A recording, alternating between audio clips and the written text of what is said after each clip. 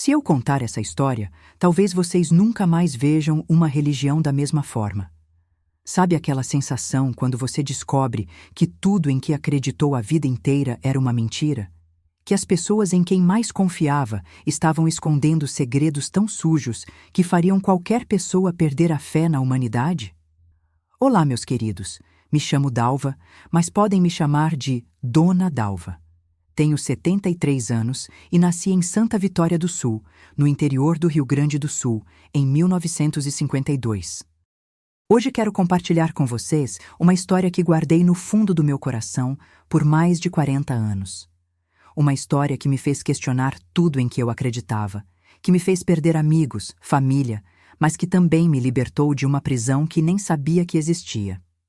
Antes de começar, queria perguntar: onde vocês estão assistindo esse vídeo? Deixem nos comentários aí embaixo, adoro saber que minha voz está chegando em tantos cantinhos diferentes do Brasil. E se puderem, deixem aquele joinha e se inscrevam no canal. Isso ajuda muito esta velhinha aqui a continuar contando suas histórias. Prometo que ao final dessa história, vocês vão entender por que demorei tanto tempo para ter coragem de contá-la. Era o ano de 1971, quando nossa família se mudou para Vila Esperança, uma cidadezinha de pouco mais de 8.000 habitantes no interior do Rio Grande do Sul. Meu pai, João Carlos, havia conseguido emprego na cerealista da cidade, e minha mãe, Conceição, estava grávida do meu irmão caçula. Eu tinha apenas 19 anos, trabalhava como balconista numa loja de tecidos e sonhava em me casar com meu namorado da época, o Roberto.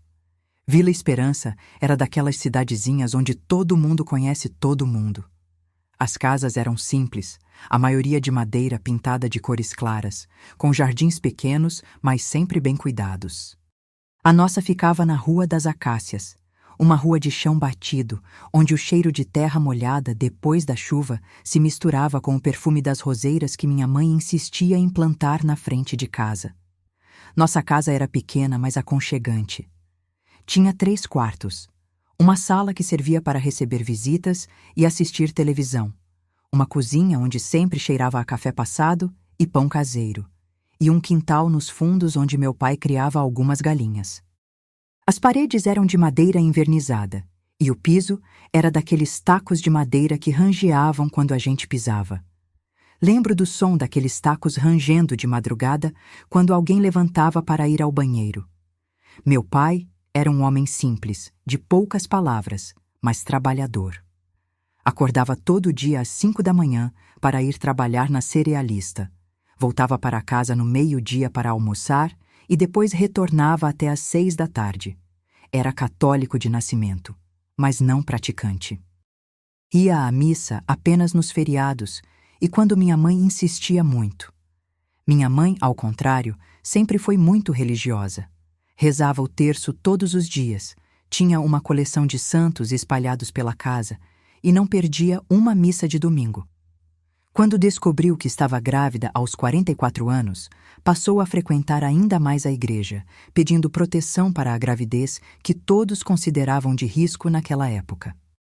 Eu trabalhava na Casa dos Tecidos, que ficava na rua principal da cidade, bem ao lado da farmácia do seu Antônio.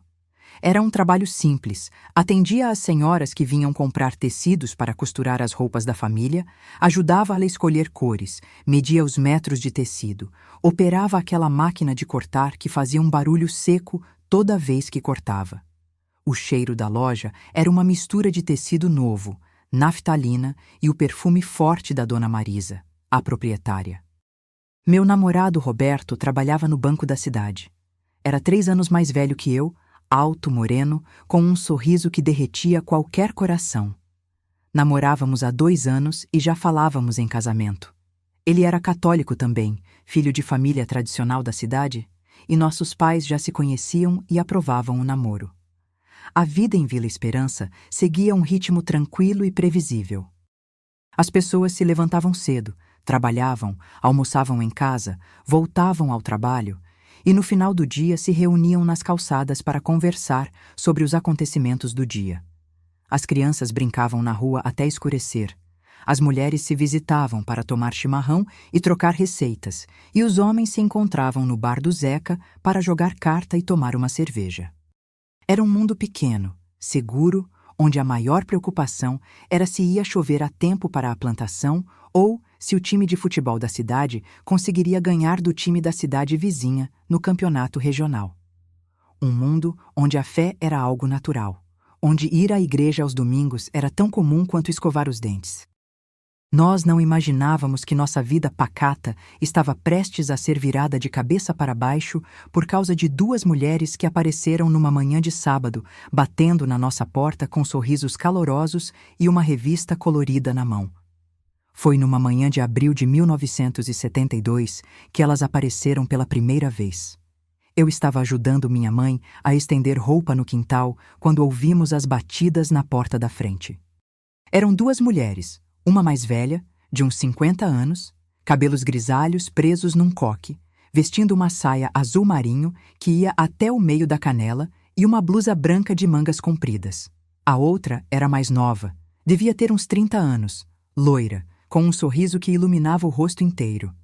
A mais velha se apresentou como Irmã Conceição, que coincidência, o mesmo nome da minha mãe, e a mais nova como Irmã Marlene. Elas disseram que eram testemunhas de Jeová e que gostariam de compartilhar uma mensagem de esperança da Bíblia conosco. Minha mãe, sempre hospitaleira, convidou-as para entrar e ofereceu um café. Elas se sentaram na nossa pequena sala e eu fiquei observando da porta da cozinha enquanto minha mãe conversava com elas. A Irmã Conceição tinha uma voz doce e pausada e falava sobre um paraíso na terra onde não haveria mais morte, nem dor, nem sofrimento.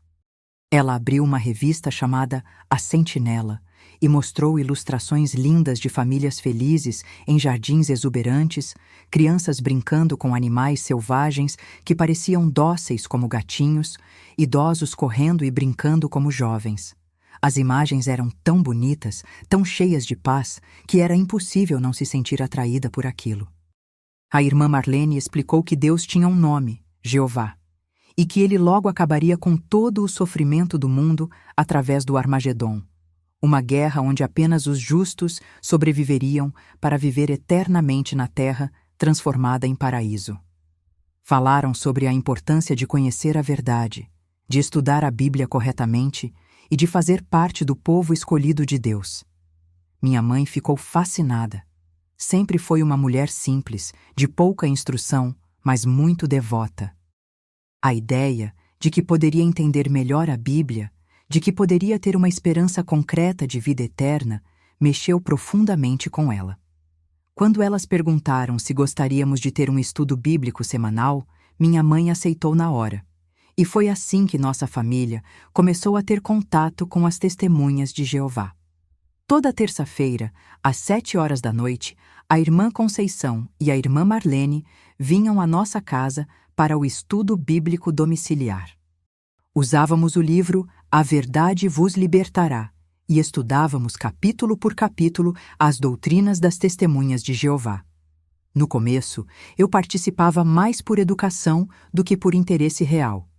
Ficava sentada na sala ouvindo as discussões, mas minha mente estava sempre no Roberto, no trabalho, nos planos para o futuro. Mas aos poucos fui sendo conquistada pela lógica aparente dos ensinamentos e pelo carinho genuíno que aquelas mulheres demonstravam por nós.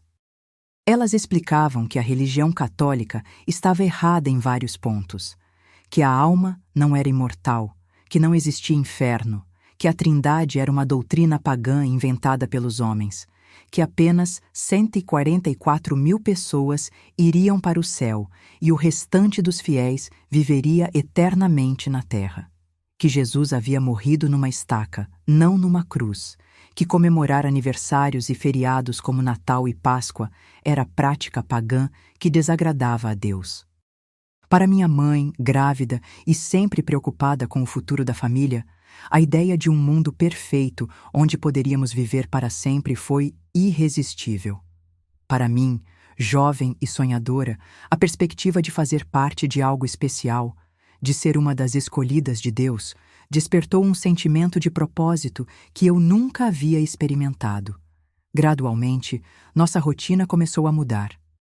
Paramos de ir à missa católica e começamos a frequentar as reuniões no Salão do Reino das Testemunhas de Jeová, um prédio simples na Rua São João, no centro da cidade. Era um salão retangular, com cadeiras enfileiradas viradas para uma pequena plataforma onde ficava o púlpito. Não havia imagens, crucifixos ou adornos, apenas paredes brancas e algumas plantas nos cantos. As reuniões aconteciam 3 vezes por semana, terças e quintas à noite e domingos de manhã. Havia a reunião de meio de semana, onde estudávamos publicações da organização, e a reunião de fim de semana, onde havia discursos bíblicos e comentários da revista A Sentinela. O que mais me impressionava era o ambiente de fraternidade. Todo mundo se cumprimentava com abraços calorosos, se chamavam de irmão e irmã, demonstravam interesse genuíno pela vida uns dos outros. Era como uma grande família unida pela mesma fé e esperança. O ancião responsável pela congregação de Vila Esperança era o irmão Osvaldo, um homem de uns 50 e poucos anos, alto, magro, sempre muito bem vestido, com um terno cinza que parecia ser o único que possuía. Ele tinha uma voz grave e imponente, conhecia a Bíblia de cor e salteado, e falava com uma autoridade que fazia todo mundo prestar atenção em cada palavra. Havia também o irmão Mário, que era servo ministerial, uma espécie de auxiliar dos anciãos. Era mais novo, uns 40 anos, casado com a irmã Lúcia, e tinha 2 filhos pequenos. Eles moravam numa casa grande na parte alta da cidade, e o irmão Mário trabalhava como gerente na agência dos Correios. As irmãs mais antigas da congregação, como a irmã Conceição, que nos havia visitado pela primeira vez, eram vistas como exemplos a seguir. Elas participavam ativamente da pregação de casa em casa, comentavam sempre nas reuniões, e suas famílias pareciam ser o modelo perfeito de família cristã. Meus pais foram se envolvendo cada vez mais. Meu pai, que sempre foi cético em relação à religião, ficou impressionado com o conhecimento bíblico dos anciãos e começou a fazer perguntas durante os estudos. Minha mãe já falava em se batizar e se tornar uma testemunha de Jeová oficialmente. Roberto, no começo, não gostou nada da nossa mudança religiosa.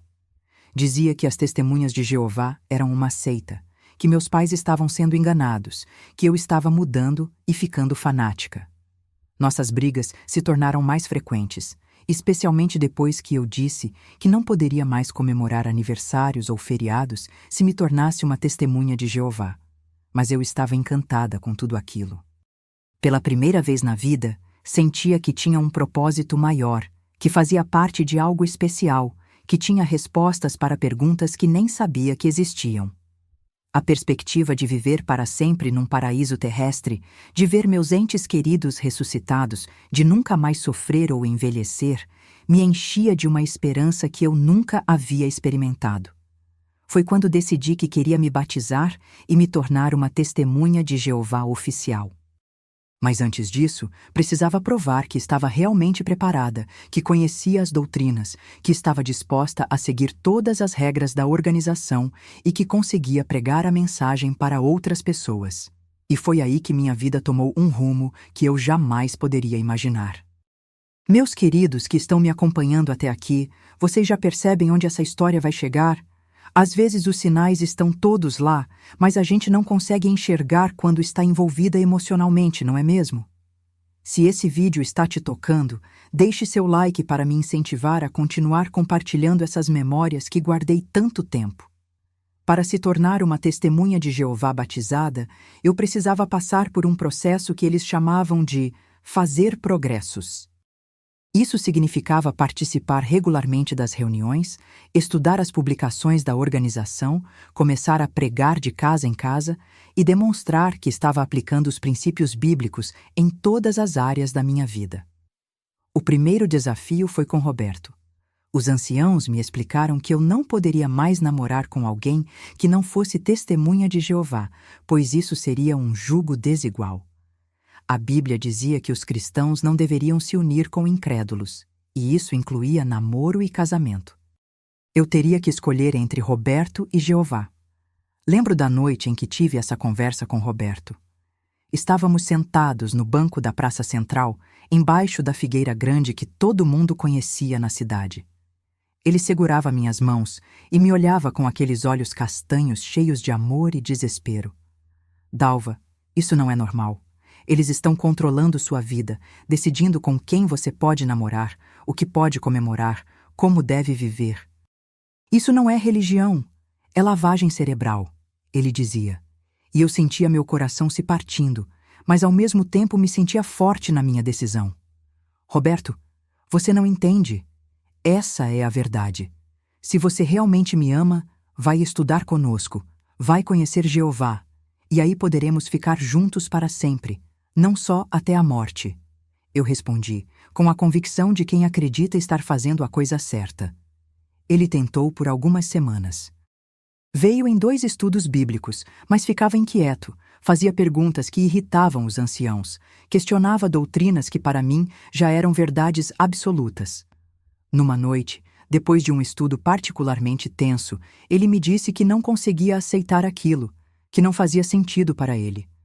Foi quando terminamos o namoro. Eu estava com 21 anos, apaixonada, mas convencida de que estava fazendo a vontade de Deus.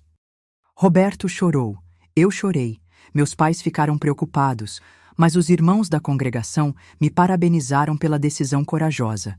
Diziam que Jeová me abençoaria por colocar ele em primeiro lugar na minha vida. Com Roberto fora da minha vida, pude me dedicar completamente ao progresso espiritual. Comecei a participar da pregação de casa em casa todos os sábados de manhã. Era uma atividade que no começo me apavorava. Íamos de 2 em 2, batendo nas portas das casas, oferecendo as revistas A Sentinela e Despertai, e tentando começar estudos bíblicos com as pessoas. Minha parceira nas pregações era a irmã Marlene, a mesma que havia nos visitado pela primeira vez. Ela me ensinou como abordar as pessoas, como apresentar as publicações, como responder às objeções mais comuns. Dizia que não devíamos discutir com as pessoas, mas sempre tentar encontrar pontos em comum e despertar interesse pela verdade. Lembro de uma manhã de sábado, quando fomos pregar num bairro mais afastado da cidade. Batemos na porta de uma casinha simples, pintada de azul desbotado, com um jardim cheio de flores. Quem atendeu foi uma senhora de cabelos brancos, uns 70 anos, com um avental florido e cheiro de bolo saindo de dentro de casa. A irmã Marlene apresentou nossa mensagem sobre o paraíso terrestre, e a senhora, Dona Adelaide, ficou muito interessada. Ela havia perdido o marido há pouco tempo e estava passando por uma fase de questionamentos sobre a vida após a morte. Quando ouviu que os mortos não vão para o céu ou o inferno, mas simplesmente dormem até a ressurreição e que ela poderia viver para sempre numa terra transformada em paraíso, os olhos dela se encheram de lágrimas de esperança. Começamos um estudo bíblico com Dona Adelaide, que se mostrou uma estudante dedicada. Ela fazia perguntas inteligentes, aplicava os ensinamentos na vida dela e em poucos meses já estava frequentando as reuniões. Ver a transformação na vida daquela senhora me enchia de alegria e confirmava que eu estava no caminho certo. Minha rotina havia se tornado completamente voltada para as atividades da congregação. Trabalhava na loja de tecidos durante a semana, mas todas as noites livres eram dedicadas ao estudo das publicações. Sábados de manhã era pregação de casa em casa. Sábados à tarde eram visitas de pastoreio para encorajar outros irmãos. Domingos de manhã era a reunião no Salão do Reino. Em casa, minha família estava cada vez mais envolvida também. Meu pai havia se batizado 6 meses depois de começar o estudo, e minha mãe estava se preparando para o batismo também. Meu irmãozinho, que havia nascido em dezembro de 1972, estava sendo criado desde bebê com os ensinamentos das Testemunhas de Jeová. Nossa casa se transformou num ponto de reunião para os irmãos. Minha mãe sempre oferecia o café depois das reuniões, e nossa sala vivia cheia de irmãos conversando sobre assuntos espirituais, planejando atividades da congregação ou simplesmente confraternizando. Eu me sentia especial, importante, parte de uma família mundial que conhecia a verdade sobre Deus. Quando encontrava pessoas da cidade que me conheciam desde criança, percebia como me viam diferente. Algumas com curiosidade, outras com preconceito, mas todas notavam a mudança na minha maneira de falar, de me vestir, de me comportar. As roupas mudaram completamente. Nada de saias acima do joelho, nada de blusas decotadas ou sem manga, nada de maquiagem forte ou penteados chamativos. Tudo tinha que ser modesto e bem arranjado, como dizia a Bíblia. Meus vestidos eram sempre discretos, as cores neutras, o cabelo sempre bem penteado, mas sem exageros. Na loja onde trabalhava, às vezes as clientes faziam perguntas sobre minha religião. Dona Marisa, minha chefe, no começo ficou preocupada que eu fosse usar o ambiente de trabalho para pregar, mas viu que eu continuava sendo a mesma funcionária dedicada de sempre, apenas mais séria e responsável. Foi nessa época que conheci o irmão Paulo, um rapaz de 25 anos que havia se mudado para a Vila Esperança para servir onde havia maior necessidade de proclamadores. Ele era servo ministerial na sua congregação anterior, em Porto Alegre, e veio para ajudar a fortalecer nossa congregação, que ainda era pequena. O irmão Paulo era tudo que uma testemunha de Jeová jovem poderia desejar num futuro marido. Era dedicado, conhecia bem a Bíblia, tinha bons princípios e vinha de uma família de testemunhas de Jeová de terceira geração. Era bonito também, moreno, de estatura mediana, sempre muito bem vestido e educado. Ele começou a demonstrar interesse por mim de maneira discreta, como mandavam as regras da organização. Primeiro foram conversas após as reuniões, sempre na presença de outros irmãos. Depois convites para participar da pregação juntos. Em seguida, visitas à nossa casa para tomar café com minha família. Meus pais gostaram muito dele. Viam que era um jovem sério, dedicado à verdade e que poderia me fazer feliz dentro dos padrões cristãos. Eu também me senti atraída por ele, não com aquela paixão avassaladora que senti por Roberto, mas com um sentimento mais maduro, baseado em valores e objetivos comuns. Depois de alguns meses de aproximação respeitosa, o irmão Paulo pediu permissão aos meus pais para me cortejar oficialmente. Era assim que funcionava entre as testemunhas de Jeová. Nada de namoro moderno, mas cortejo supervisionado, sempre com a intenção séria de casamento. Começamos a nos encontrar regularmente, sempre acompanhados por meus pais ou por outros irmãos da congregação. Conversávamos sobre nossos objetivos espirituais, sobre como queríamos servir a Jeová juntos, sobre os filhos que queríamos criar na verdade. O irmão Paulo me contava sobre sua família em Porto Alegre, sobre como havia crescido na verdade, sobre os privilégios de serviço que havia tido. Falava dos planos de talvez um dia servir como ancião, de como poderíamos ser um casal exemplar na congregação. Era uma vida planejada, previsível, mas que me dava segurança.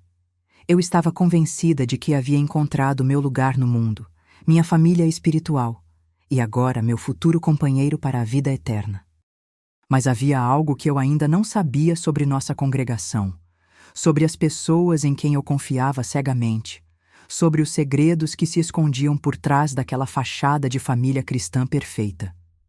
Durante o primeiro ano como testemunha de Jeová dedicada, eu estava tão focada no meu crescimento espiritual e no cortejo com o irmão Paulo que não prestei muita atenção em certas coisas que aconteciam na congregação. Pequenos detalhes que na época pareciam sem importância, mas que mais tarde se revelariam peças fundamentais do quebra-cabeça que eu estava para descobrir. O primeiro sinal estranho que lembro foi com a irmã Célia, uma mulher de uns 40 anos, casada com o irmão Antônio, que era servo ministerial. Ela tinha 3 filhos pequenos e sempre foi muito ativa na pregação. Mas, de repente, parou de frequentar as reuniões. Quando perguntávamos sobre ela, o irmão Antônio dizia apenas que ela estava passando por um período difícil e pedindo orações.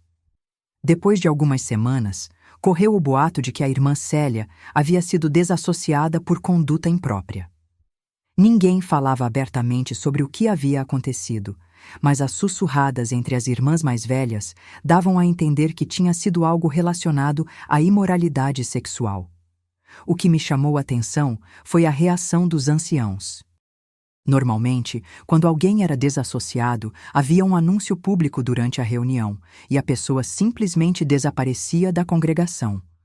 Mas no caso da irmã Célia, não houve anúncio oficial e o irmão Antônio continuou servindo normalmente, como se nada tivesse acontecido.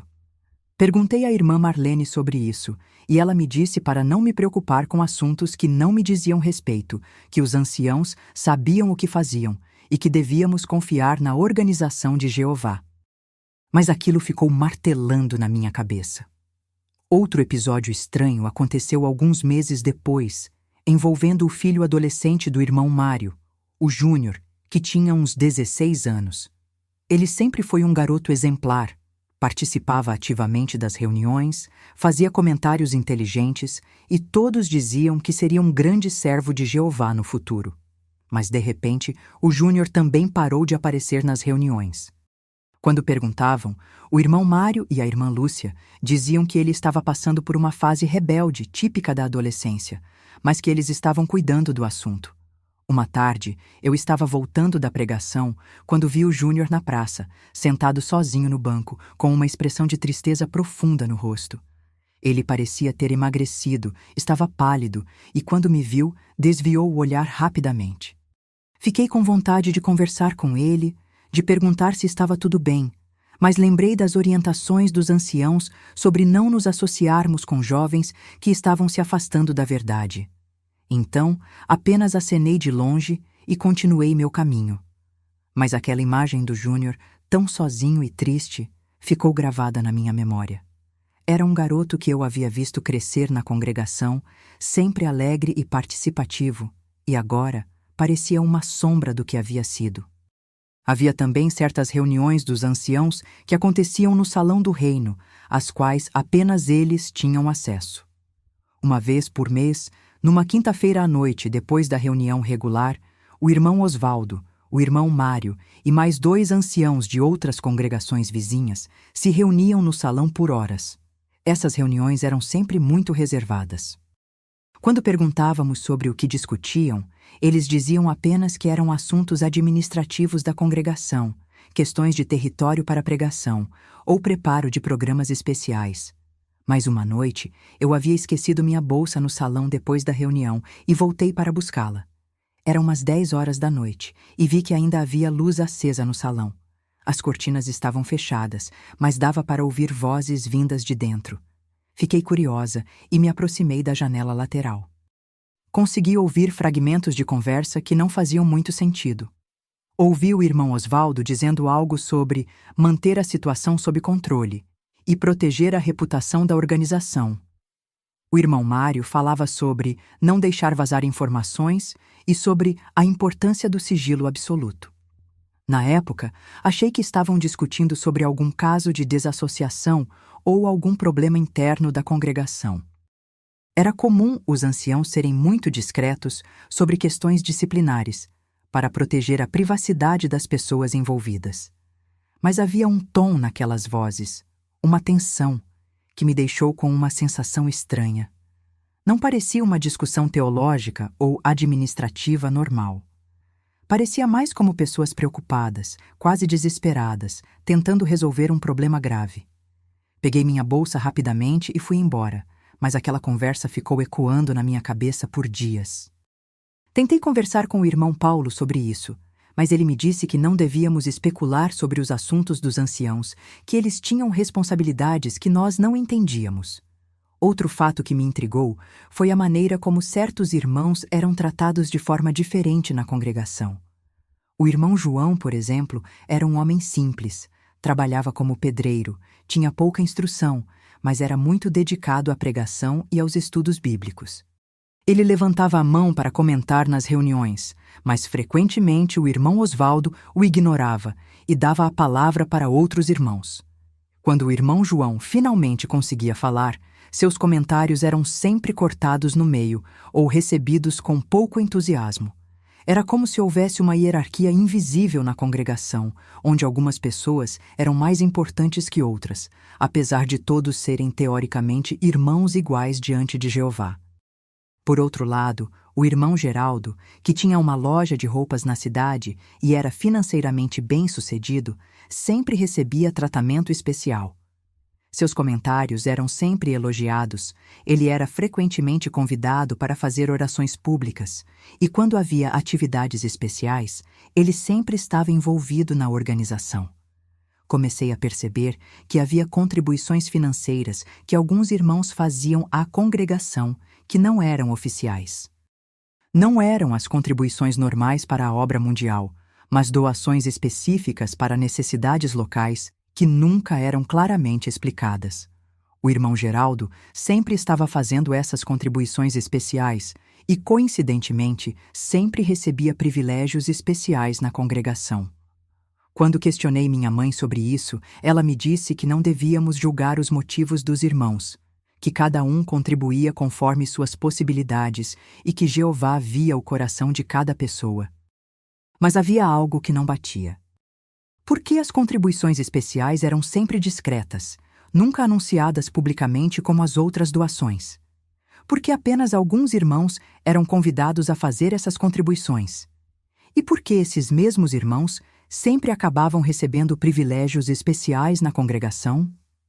Uma noite, depois de uma reunião particularmente longa, eu estava ajudando a irmã Marlene a organizar as cadeiras, quando ouvi uma conversa entre o irmão Osvaldo e o irmão Geraldo na parte dos fundos do salão. Eles falavam baixo, mas consegui captar algumas frases que me deixaram intrigada. "A situação está ficando complicada", dizia o irmão Osvaldo. "Precisamos de mais recursos para manter tudo sob controle." O irmão Geraldo respondia algo sobre investimento na segurança da congregação e sobre proteger a obra de Jeová das interferências externas.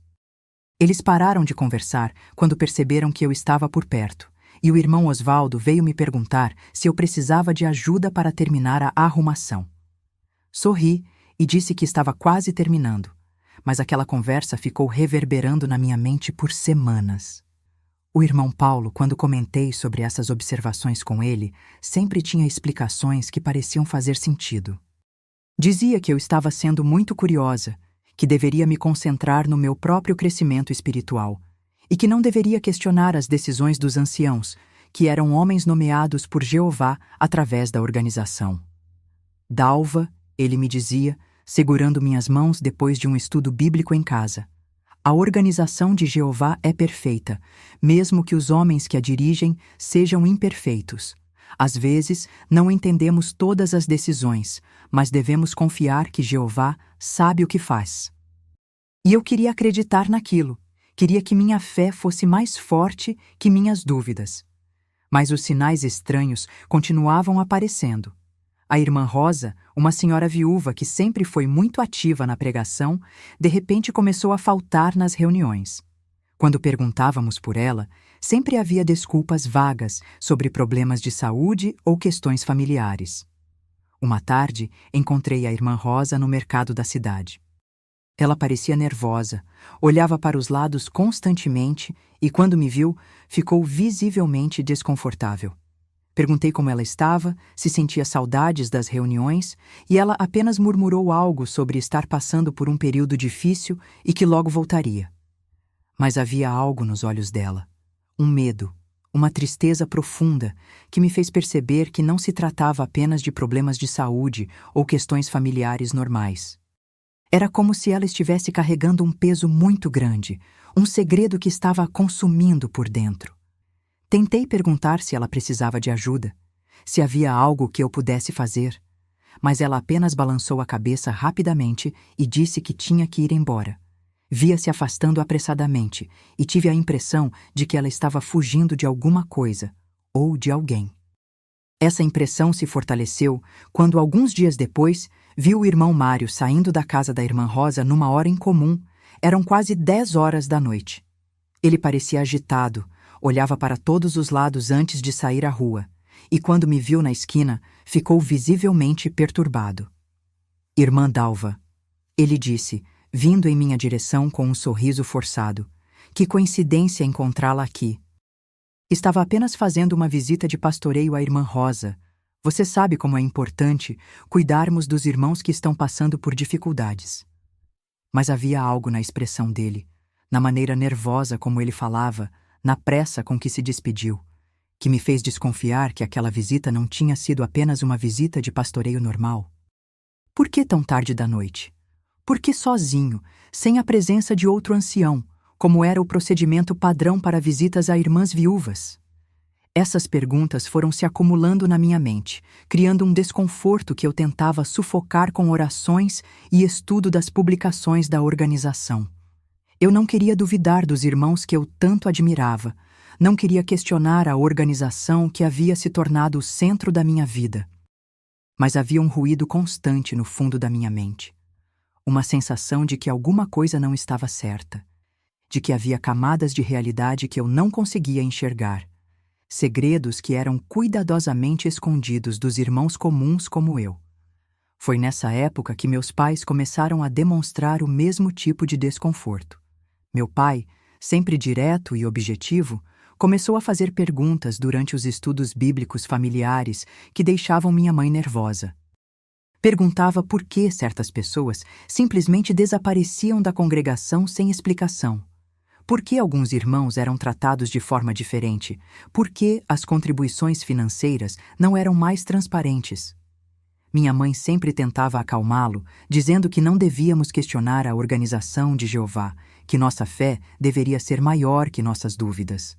Mas eu percebia que ela também estava começando a notar as inconsistências, as contradições entre o que era ensinado e o que era praticado. O irmão Paulo e eu já estávamos planejando nosso casamento para o ano seguinte. Ele havia pedido minha mão em casamento seguindo todos os protocolos da organização, conversando primeiro com os anciãos, depois com meus pais e finalmente comigo. Era um processo formal, mas que me enchia de alegria e expectativa. Nosso noivado foi anunciado na congregação durante uma das reuniões e todos nos parabenizaram. Começamos a fazer os preparativos: escolha da data, organização da cerimônia no Salão do Reino, lista de convidados, todos irmãos da nossa congregação e de congregações vizinhas. Era um período que deveria ser de pura alegria, mas as dúvidas continuavam crescendo. O irmão Paulo percebia minha inquietação e tentava me tranquilizar, dizendo que era normal ter ansiedades antes do casamento, que Jeová nos abençoaria se continuássemos fiéis à organização. Mas eu sentia que não era apenas ansiedade pré-matrimonial. Era uma sensação mais profunda, uma intuição de que havia verdades escondidas que poderiam mudar completamente minha percepção sobre a congregação, sobre os irmãos que eu admirava, sobre toda a estrutura em que eu havia baseado minha vida. Foi então que aconteceu o incidente que mudaria tudo para sempre. Era uma tarde de quinta-feira. Eu havia saído mais cedo do trabalho porque estava com dor de cabeça e decidi passar no Salão do Reino para pegar alguns exemplares da revista A Sentinela que haviam chegado para distribuição. O salão deveria estar vazio naquele horário, mas quando me aproximei, ouvi vozes vindas de dentro.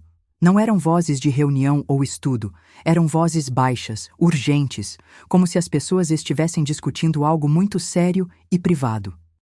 Hesitei se deveria entrar ou não, mas lembrei que precisava das revistas para a pregação do sábado. Usei minha chave, eu havia ganhado uma cópia para ajudar com a limpeza do salão, e entrei pela porta lateral, tentando não fazer barulho. As vozes vinham da parte dos fundos do salão, perto do pequeno depósito onde guardávamos as publicações e materiais de limpeza. Consegui identificar as vozes do irmão Osvaldo, do irmão Mário e de mais 2 pessoas que eu não reconheci imediatamente. Eles falavam sobre dinheiro, sobre manter a situação controlada, sobre garantir que ninguém descobrisse a verdade. Uma das vozes que eu não reconhecia falava sobre pagamentos atrasados e sobre consequências graves se a informação vazasse. Meu coração começou a bater mais rápido. Aquilo não parecia uma discussão administrativa normal da congregação. Parecia mais com uma negociação, ou até mesmo uma espécie de chantagem. Tentei me aproximar mais para ouvir melhor, mas esbarrei numa cadeira que fez um ruído seco. As vozes pararam imediatamente. Ouvi passos apressados e a voz do irmão Osvaldo perguntando: "Tem alguém aí?" Entrei em pânico. Não sabia se deveria me esconder ou me apresentar. Decidi fingir que havia acabado de chegar. Irmão Osvaldo, eu disse em voz alta. Sou eu, a Dalva. Vim pegar as revistas novas para a pregação de sábado. Caminhei em direção à parte da frente do salão, fazendo barulho propositalmente para que eles soubessem onde eu estava. O irmão Osvaldo apareceu alguns segundos depois, com um sorriso forçado no rosto e uma expressão que eu nunca havia visto antes. Ele parecia nervoso, quase assustado, e demorou alguns momentos para responder. Irmã Dalva, que surpresa! Não esperávamos ninguém a esta hora. Estávamos apenas resolvendo alguns assuntos administrativos com visitantes de outras congregações. Mas enquanto ele falava, eu conseguia ver pelos cantos dos olhos que as outras pessoas estavam saindo discretamente pela porta dos fundos. Peguei as revistas rapidamente, agradeci e saí do salão com o coração disparado. Aquela conversa, aquele nervosismo do irmão Osvaldo, aquela saída discreta das outras pessoas, tudo aquilo confirmava minhas suspeitas de que havia algo muito estranho acontecendo na nossa congregação. Naquela noite, não consegui dormir. Ficava repassando na mente todos os sinais estranhos que havia observado nos últimos meses. O desaparecimento da irmã Célia, sem anúncio oficial, o afastamento súbito do Júnior, as visitas noturnas do irmão Mário à casa da irmã Rosa, as contribuições financeiras especiais, o tratamento diferenciado para certos irmãos. E agora, aquela conversa misteriosa sobre dinheiro, sobre manter segredos, sobre consequências graves. O que estava acontecendo? O que os anciãos estavam escondendo? E por que eu sentia que minha vida estava prestes a ser virada de cabeça para baixo? É difícil até hoje reviver esses momentos. Às vezes me pergunto como consegui suportar tanto. Vocês que estão me acompanhando até aqui, o que acham que eu deveria ter feito? Me conta lá nos comentários. Era uma sexta-feira à noite do mês de setembro de 1974, quase 2 anos depois de eu ter me tornado uma testemunha de Jeová batizada. O irmão Paulo e eu estávamos há poucos meses do casamento, já tínhamos definido a data para dezembro e eu deveria estar radiante de felicidade. Mas as dúvidas que vinham se acumulando na minha mente estavam me consumindo por dentro. Naquela noite específica, aconteceu algo que mudaria para sempre minha percepção sobre a congregação e sobre as pessoas em quem eu mais confiava. Era por volta das 9 horas da noite. Eu estava voltando da casa da irmã Marlene, onde havíamos feito um estudo bíblico com uma nova interessada, quando decidi passar pelo salão do reino para deixar uns livros que havia emprestado. O salão deveria estar vazio, mas quando me aproximei, percebi que havia uma luz fraca acesa na parte dos fundos. Pensei que alguém havia esquecido de apagar, então resolvi entrar para verificar e aproveitar para deixar os livros no local apropriado. Usei minha chave e entrei pela porta principal. O salão estava mergulhado na penumbra, apenas com aquela luz fraca vinda dos fundos. Caminhei devagar, tentando não fazer barulho, quando ouvi vozes baixas e um som estranho que não consegui identificar imediatamente. As vozes vinham de uma porta que eu nunca havia notado antes, localizada bem atrás da plataforma onde ficava o púlpito. Era uma porta pequena, pintada da mesma cor da parede, quase imperceptível. Nunca havia pensado no que poderia haver além daquela porta. Sempre assumi que fosse apenas um depósito ou algo sem importância. Mas naquela noite, havia luz saindo por baixo da porta e vozes que falavam em tons urgentes e preocupados. Uma das vozes eu reconheci imediatamente. Era o irmão Osvaldo. A outra levou alguns segundos para identificar, mas era definitivamente o irmão Mário. Eles estavam discutindo sobre algo que parecia muito sério. Consegui captar palavras soltas. Não podemos deixar que descubram. Os pagamentos estão atrasados. Se isso vazar, será o fim de tudo. Precisamos transferir antes que seja tarde demais. Meu coração começou a bater tão forte que tive medo de que eles pudessem ouvir. O que eles estavam escondendo? Que pagamentos eram esses? O que não podiam deixar que descobrissem? Foi então que ouvi um som que me gelou o sangue.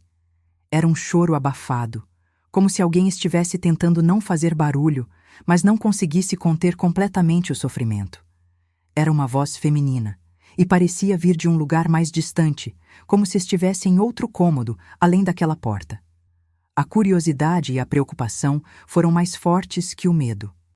Aproximei-me da porta com muito cuidado, tentando fazer o mínimo de ruído possível. Consegui encontrar uma pequena fresta entre a porta e o batente que me permitia ver parcialmente o que estava acontecendo do outro lado. O que vi me deixou completamente chocada e confusa.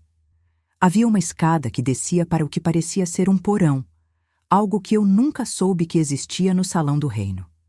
O irmão Osvaldo estava descendo essa escada, carregando uma bandeja com comida e água. O irmão Mário ficou em cima, como se estivesse fazendo guarda. Ela precisa comer alguma coisa, dizia o irmão Osvaldo. Não podemos deixar que fique doente. Isso só complicaria ainda mais a situação. O irmão Mário respondia algo que não conseguia ouvir claramente, mas o tom era de impaciência e irritação. Alguns minutos depois, o irmão Osvaldo voltou sem a bandeja, e eles começaram uma discussão em voz baixa sobre quanto tempo mais seria necessário manter a situação, sobre recursos que estavam se esgotando e sobre a necessidade de encontrar uma solução definitiva. Foi quando ouvi novamente aquele choro abafado, agora mais claramente. Era definitivamente uma voz de mulher, e ela parecia estar implorando por algo. Não conseguia entender as palavras, mas o desespero na voz era inconfundível. Nesse momento, senti uma mão tocar meu ombro e quase gritei de susto. Era o irmão Paulo, que havia aparecido silenciosamente atrás de mim. Ele estava com uma expressão estranha no rosto, uma mistura de surpresa, preocupação e algo que parecia ser culpa. Dalva, ele sussurrou. O que você está fazendo aqui? Pensei que você havia ido para casa depois do estudo na casa da irmã Marlene.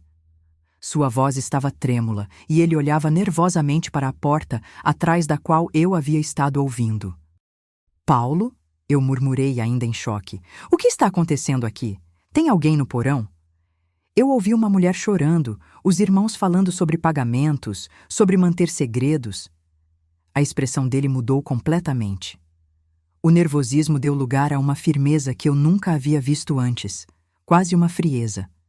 Ele me pegou pelo braço com mais força do que era necessário e começou a me conduzir para longe daquela porta. Você não deveria estar aqui, Dalva. Não deveria ter visto nada disso. São assuntos que não lhe dizem respeito, questões administrativas da congregação que apenas os anciãos podem resolver. Mas a maneira como ele falava, o aperto no meu braço, a pressa para me tirar dali, tudo aquilo me dizia que não se tratava de questões administrativas normais. Paulo, por favor, eu implorei, me explica o que está acontecendo. Quem é aquela mulher? Por que ela está trancada no porão? Por que vocês estão escondendo isso de todos? Mas ele apenas balançou a cabeça e continuou me conduzindo para a saída. Dalva, você precisa confiar em mim, confiar na organização. Às vezes há situações que exigem medidas especiais, que exigem discrição absoluta. Você não pode falar sobre isso com ninguém, entende? Ninguém pode saber que você esteve aqui esta noite. Saímos do salão e ele trancou a porta com uma chave que eu não sabia que ele possuía. Caminhamos em silêncio até a praça central, onde ele parou e me olhou nos olhos com uma seriedade que me assustou. Dalva, eu preciso que você me prometa que não vai falar sobre isso com ninguém. Nem com seus pais, nem com as outras irmãs, nem com ninguém. É uma questão de proteger a congregação, de proteger a obra de Jeová. Mas havia algo no tom dele que não soava como proteção, soava como ameaça. Paulo, eu não entendo. Como posso prometer uma coisa dessa se não sei nem do que se trata? Quem é aquela mulher? Por que ela está sendo mantida ali? O que vocês estão fazendo? Minha voz estava ficando mais alta e ele olhou ao redor nervosamente. Abaixa a voz, ele disse. Não podemos discutir isso aqui, no meio da rua. Vou te levar em casa e amanhã conversamos melhor, mas preciso que você confie em mim por enquanto. O caminho até minha casa foi o mais longo da minha vida. Minha mente estava em turbilhão, tentando processar tudo o que havia visto e ouvido. O porão secreto, a mulher chorando, as conversas sobre pagamentos e segredos, a reação estranha do Paulo, a chave que ele possuía sem que eu soubesse. Quando chegamos em casa, meus pais já estavam dormindo. O Paulo me deu um beijo rápido na testa e disse que conversaríamos no dia seguinte. Mas havia algo na maneira como ele me olhava, como se estivesse vendo uma estranha, como se eu tivesse me tornado um problema que ele precisava resolver. Naquela noite, não preguei o olho.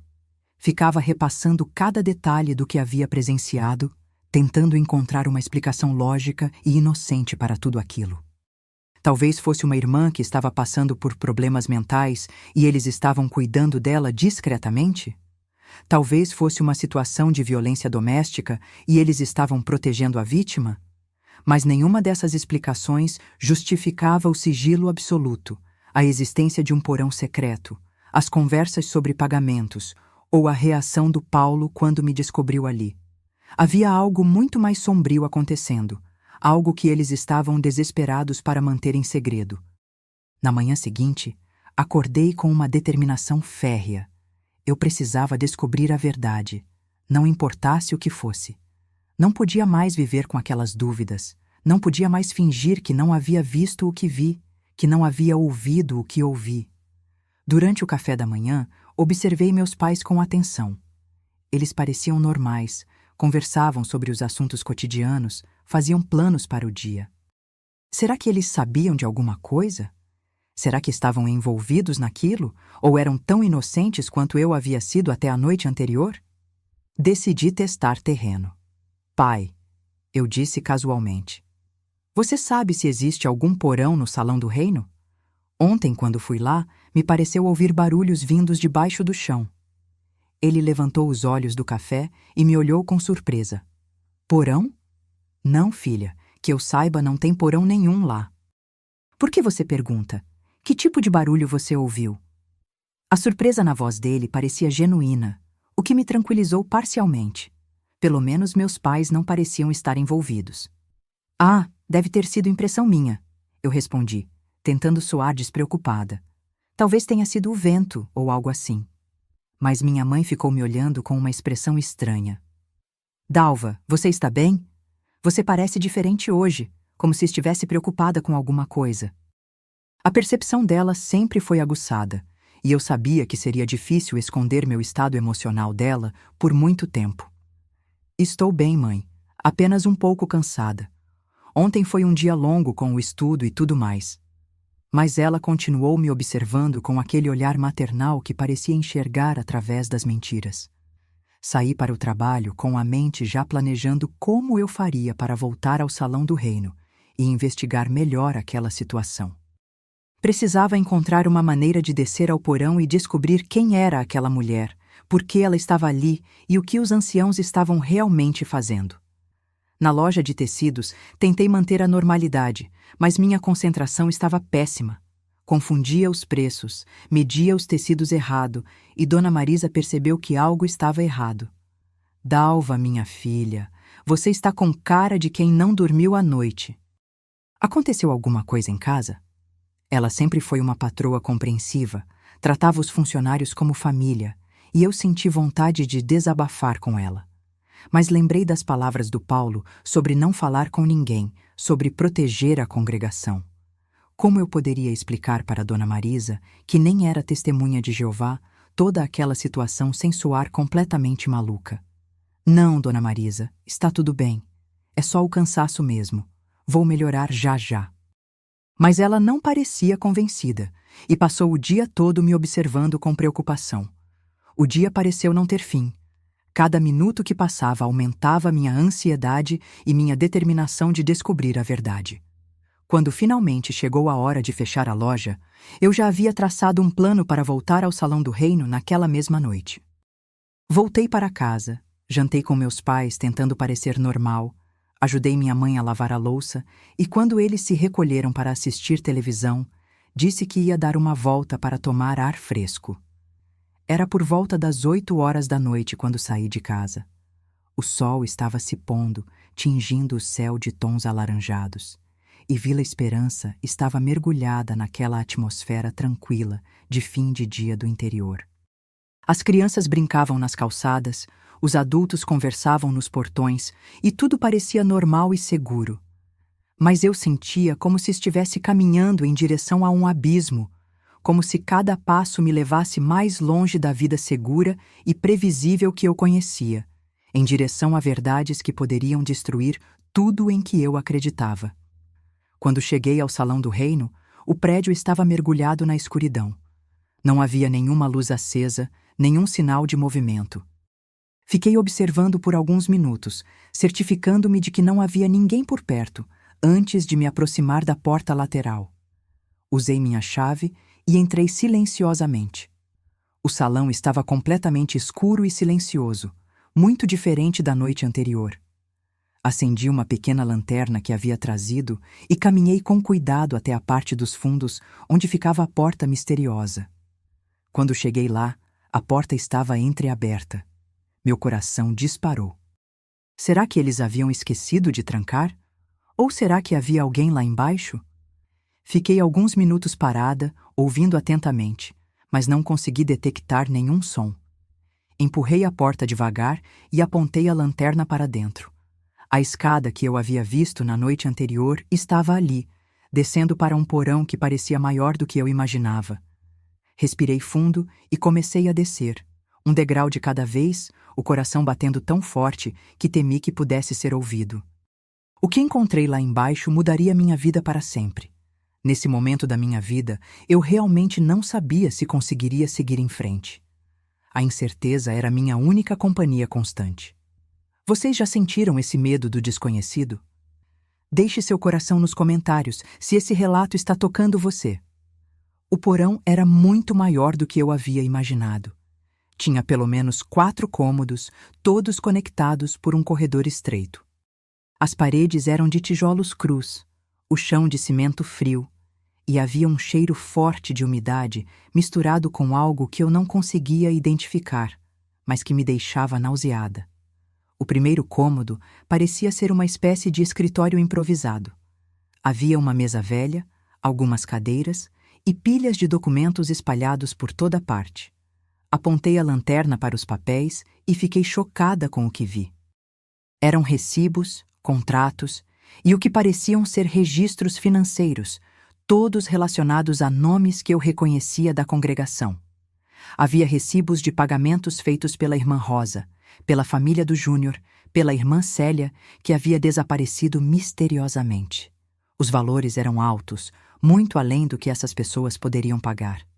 E havia anotações manuscritas nas margens: pagamento atrasado, aumentar pressão, ameaçar exposição.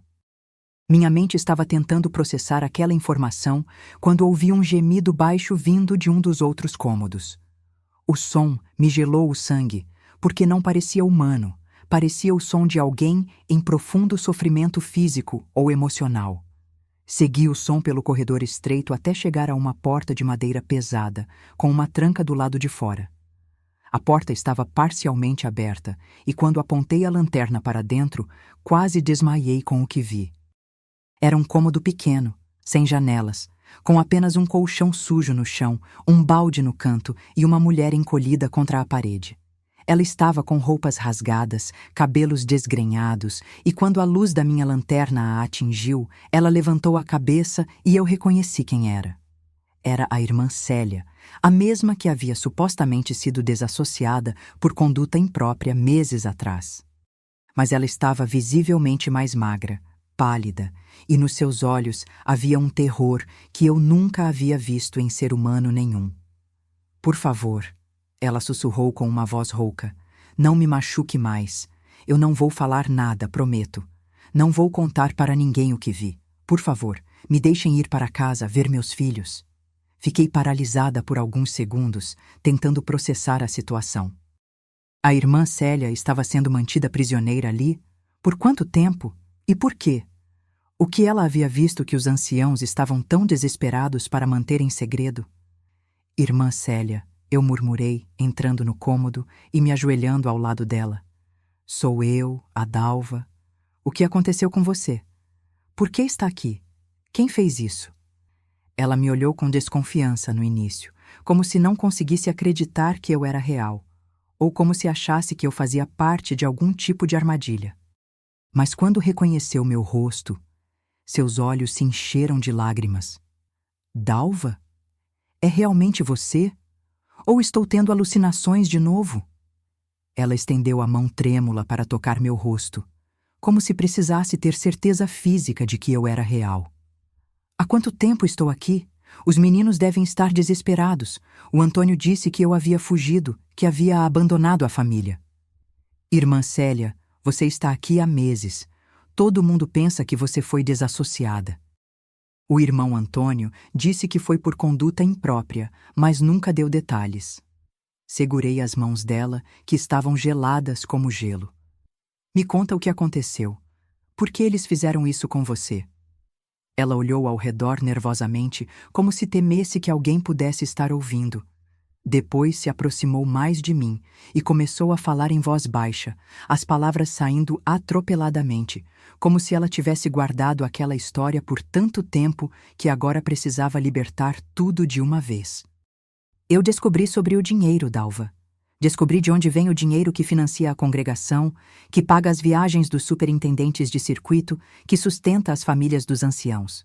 Não vem das contribuições dos irmãos, vem de algo muito pior. Ela parou para respirar e eu percebi que suas mãos tremiam incontrolavelmente.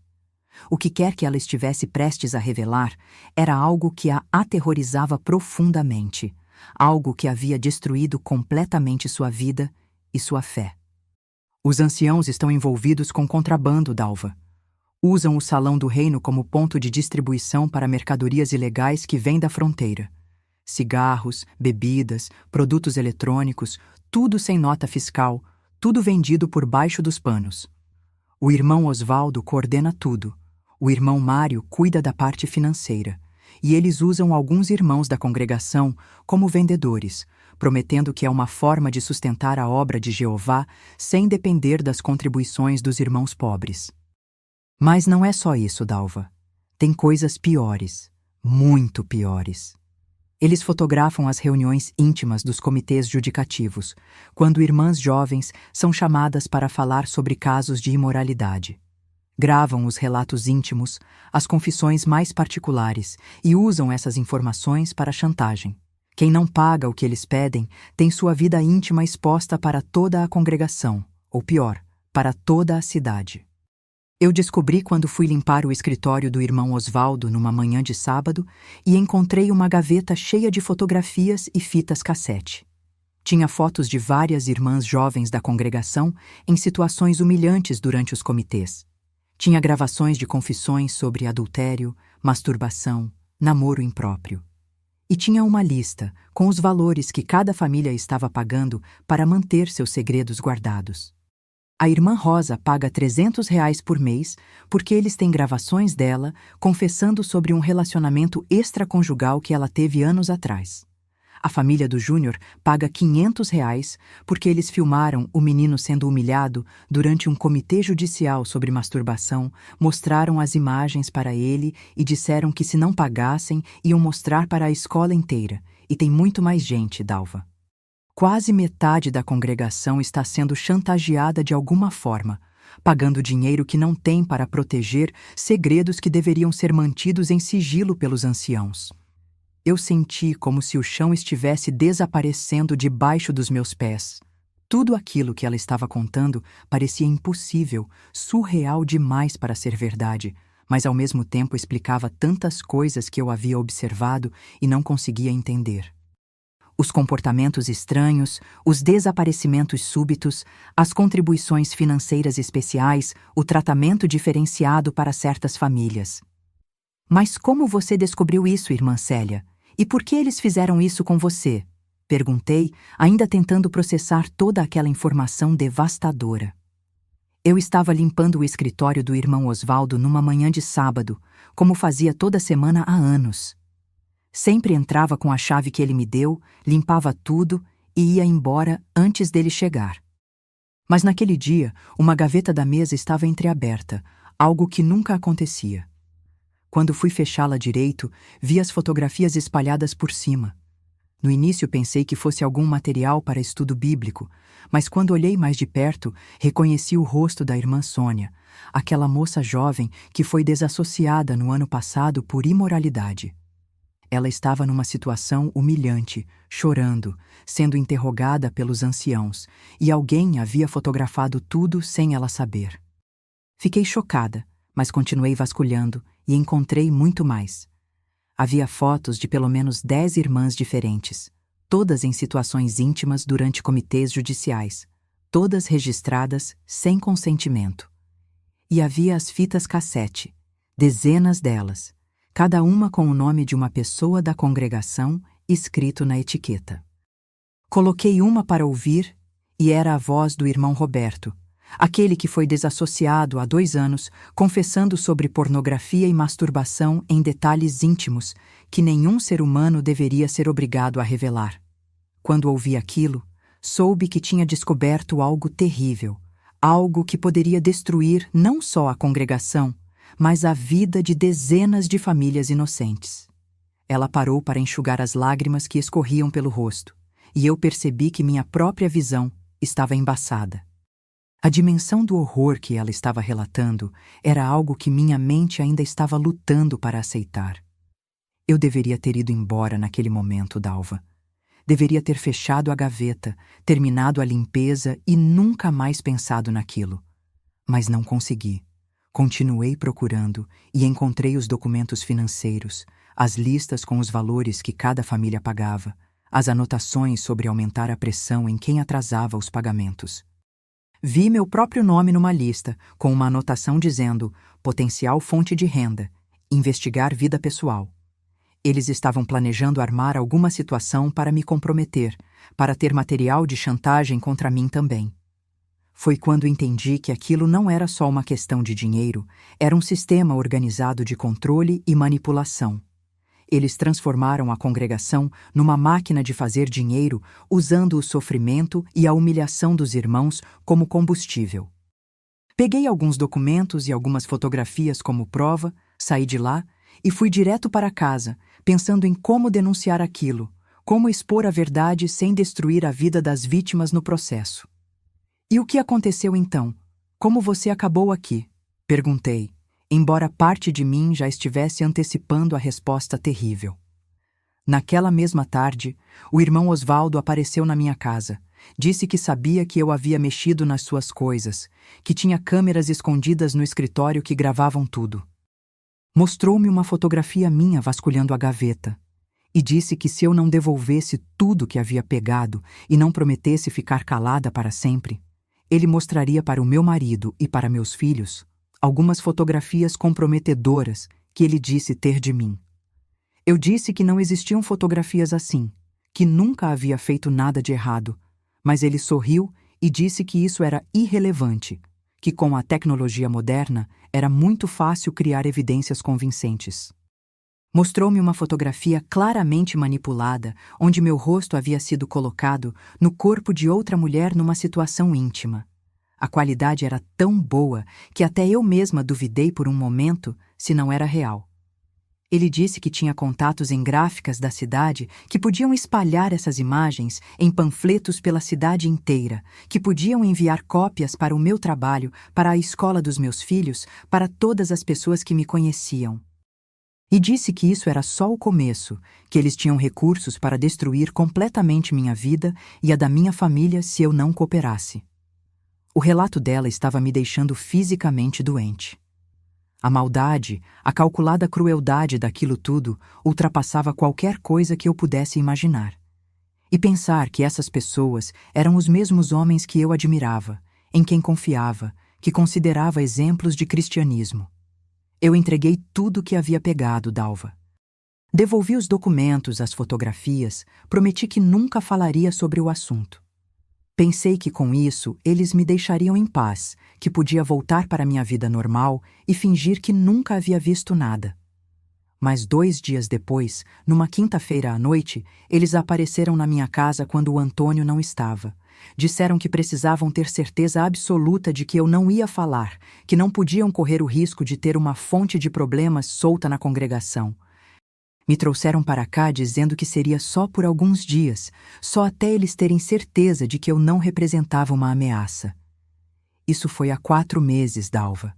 4 meses que estou trancada neste buraco, recebendo uma refeição por dia, sendo ameaçada constantemente, sendo forçada a assinar documentos dizendo que abandonei voluntariamente minha família por ter me envolvido com outro homem.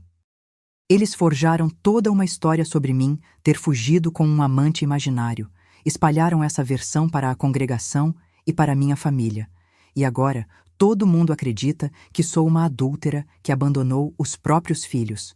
Meus meninos devem me odiar, devem pensar que sou um monstro. E meu marido provavelmente já está se relacionando com outra pessoa, pensando que foi abandonado. Eles destruíram minha vida completamente, Dalva. E tudo porque eu tive o azar de descobrir a verdade sobre o que realmente acontece nesta congregação. Fiquei alguns minutos em silêncio, tentando absorver tudo que ela havia me contado. A magnitude daquela situação era tão absurda, tão criminosa, que parte da minha mente ainda resistia a aceitar que fosse verdade. Mas todos os detalhes batiam.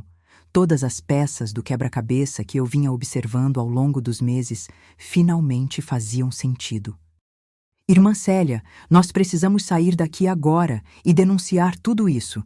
Isso é sequestro, é chantagem, é uma organização criminosa.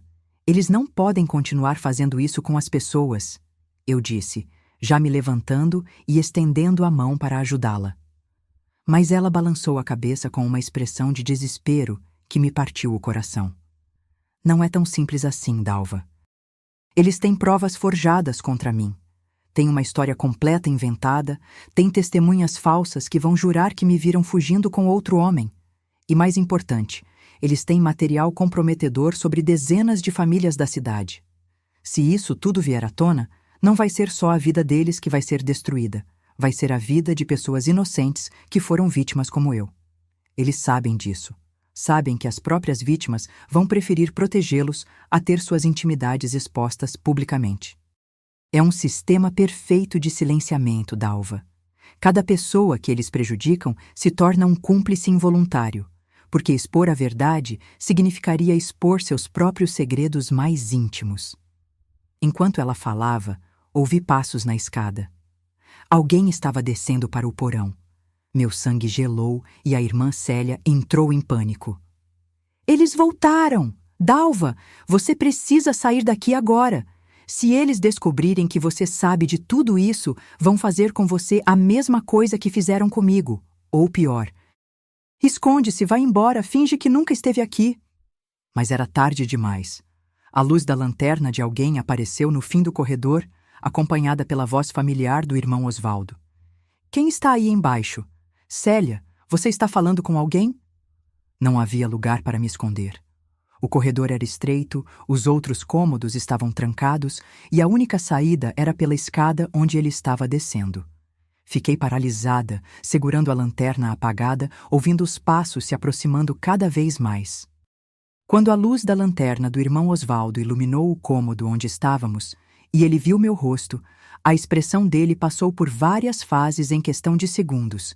Surpresa, raiva, medo e, finalmente, uma frieza calculista que me fez entender que minha vida havia mudado para sempre naquele momento. Bem, ele disse com uma voz perigosamente calma. Parece que temos um problema muito sério aqui. Irmã Dalva, você realmente não deveria ter vindo aqui esta noite.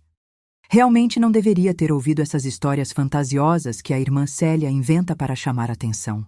Agora, vamos ter que encontrar uma solução para essa situação complicada. Atrás dele, apareceram o irmão Mário. E, para meu horror absoluto, o irmão Paulo. Meu noivo, o homem com quem eu planejava me casar, o homem em quem eu confiava completamente, estava ali com uma expressão que eu nunca havia visto antes. Não era mais o Paulo gentil e dedicado que eu conhecia. Era um estranho frio e calculista. Paulo, eu sussurrei. Como você pode estar envolvido nisso? Como pode estar fazendo parte dessa maldade toda? Ele não respondeu imediatamente. Apenas me olhou com uma mistura de pena e impaciência, como se eu fosse uma criança que não entendia as complexidades do mundo adulto. Dalva, Você sempre foi muito ingênua, muito idealista. Pensava que o mundo funcionava como nos livros das Testemunhas de Jeová, com tudo certinho e organizado. Mas a realidade é muito mais complicada. A organização precisa de recursos para funcionar, e esses recursos têm que vir de algum lugar. Nós encontramos uma maneira de financiar a obra de Jeová sem depender das contribuições dos irmãos pobres, e, ao mesmo tempo, manter a disciplina e a ordem na congregação. É um sistema que funciona perfeitamente, desde que pessoas como você não venham complicar as coisas com escrúpulos desnecessários. Não consegui acreditar no que estava ouvindo. O homem que eu amava, com quem planejava construir uma família, estava justificando sequestro, chantagem e extorsão como se fosse um método administrativo normal. Paulo, isso não é disciplina cristã, isso é crime. Vocês estão destruindo a vida das pessoas, estão usando a religião para enriquecer às custas do sofrimento dos outros. Minha voz saiu mais alta do que eu pretendia, ecoando pelo porão úmido. O irmão Osvaldo fez um gesto para que eu abaixasse a voz. Irmã Dalva, você precisa entender que chegou numa encruzilhada da sua vida. Você pode escolher ser parte da solução ou parte do problema. Pode entender que às vezes precisamos fazer sacrifícios pelo bem maior, ou pode insistir em complicar uma situação que estava funcionando perfeitamente bem, sem a sua interferência. A escolha é sua, mas quero que entenda claramente quais são as consequências de cada opção. Ele fez um sinal para o irmão Mário, que subiu rapidamente e voltou alguns minutos depois com uma pasta cheia de documentos e fotografias. O irmão Osvaldo abriu a pasta e começou a me mostrar o conteúdo com a mesma naturalidade com que um vendedor mostra seus produtos. Esta aqui é sua ficha, irmã Dalva. Começamos a montá-la há alguns meses, quando percebemos que você estava fazendo perguntas demais, observando coisas que não deveria observar. Temos fotografias suas em situações que poderiam ser mal interpretadas.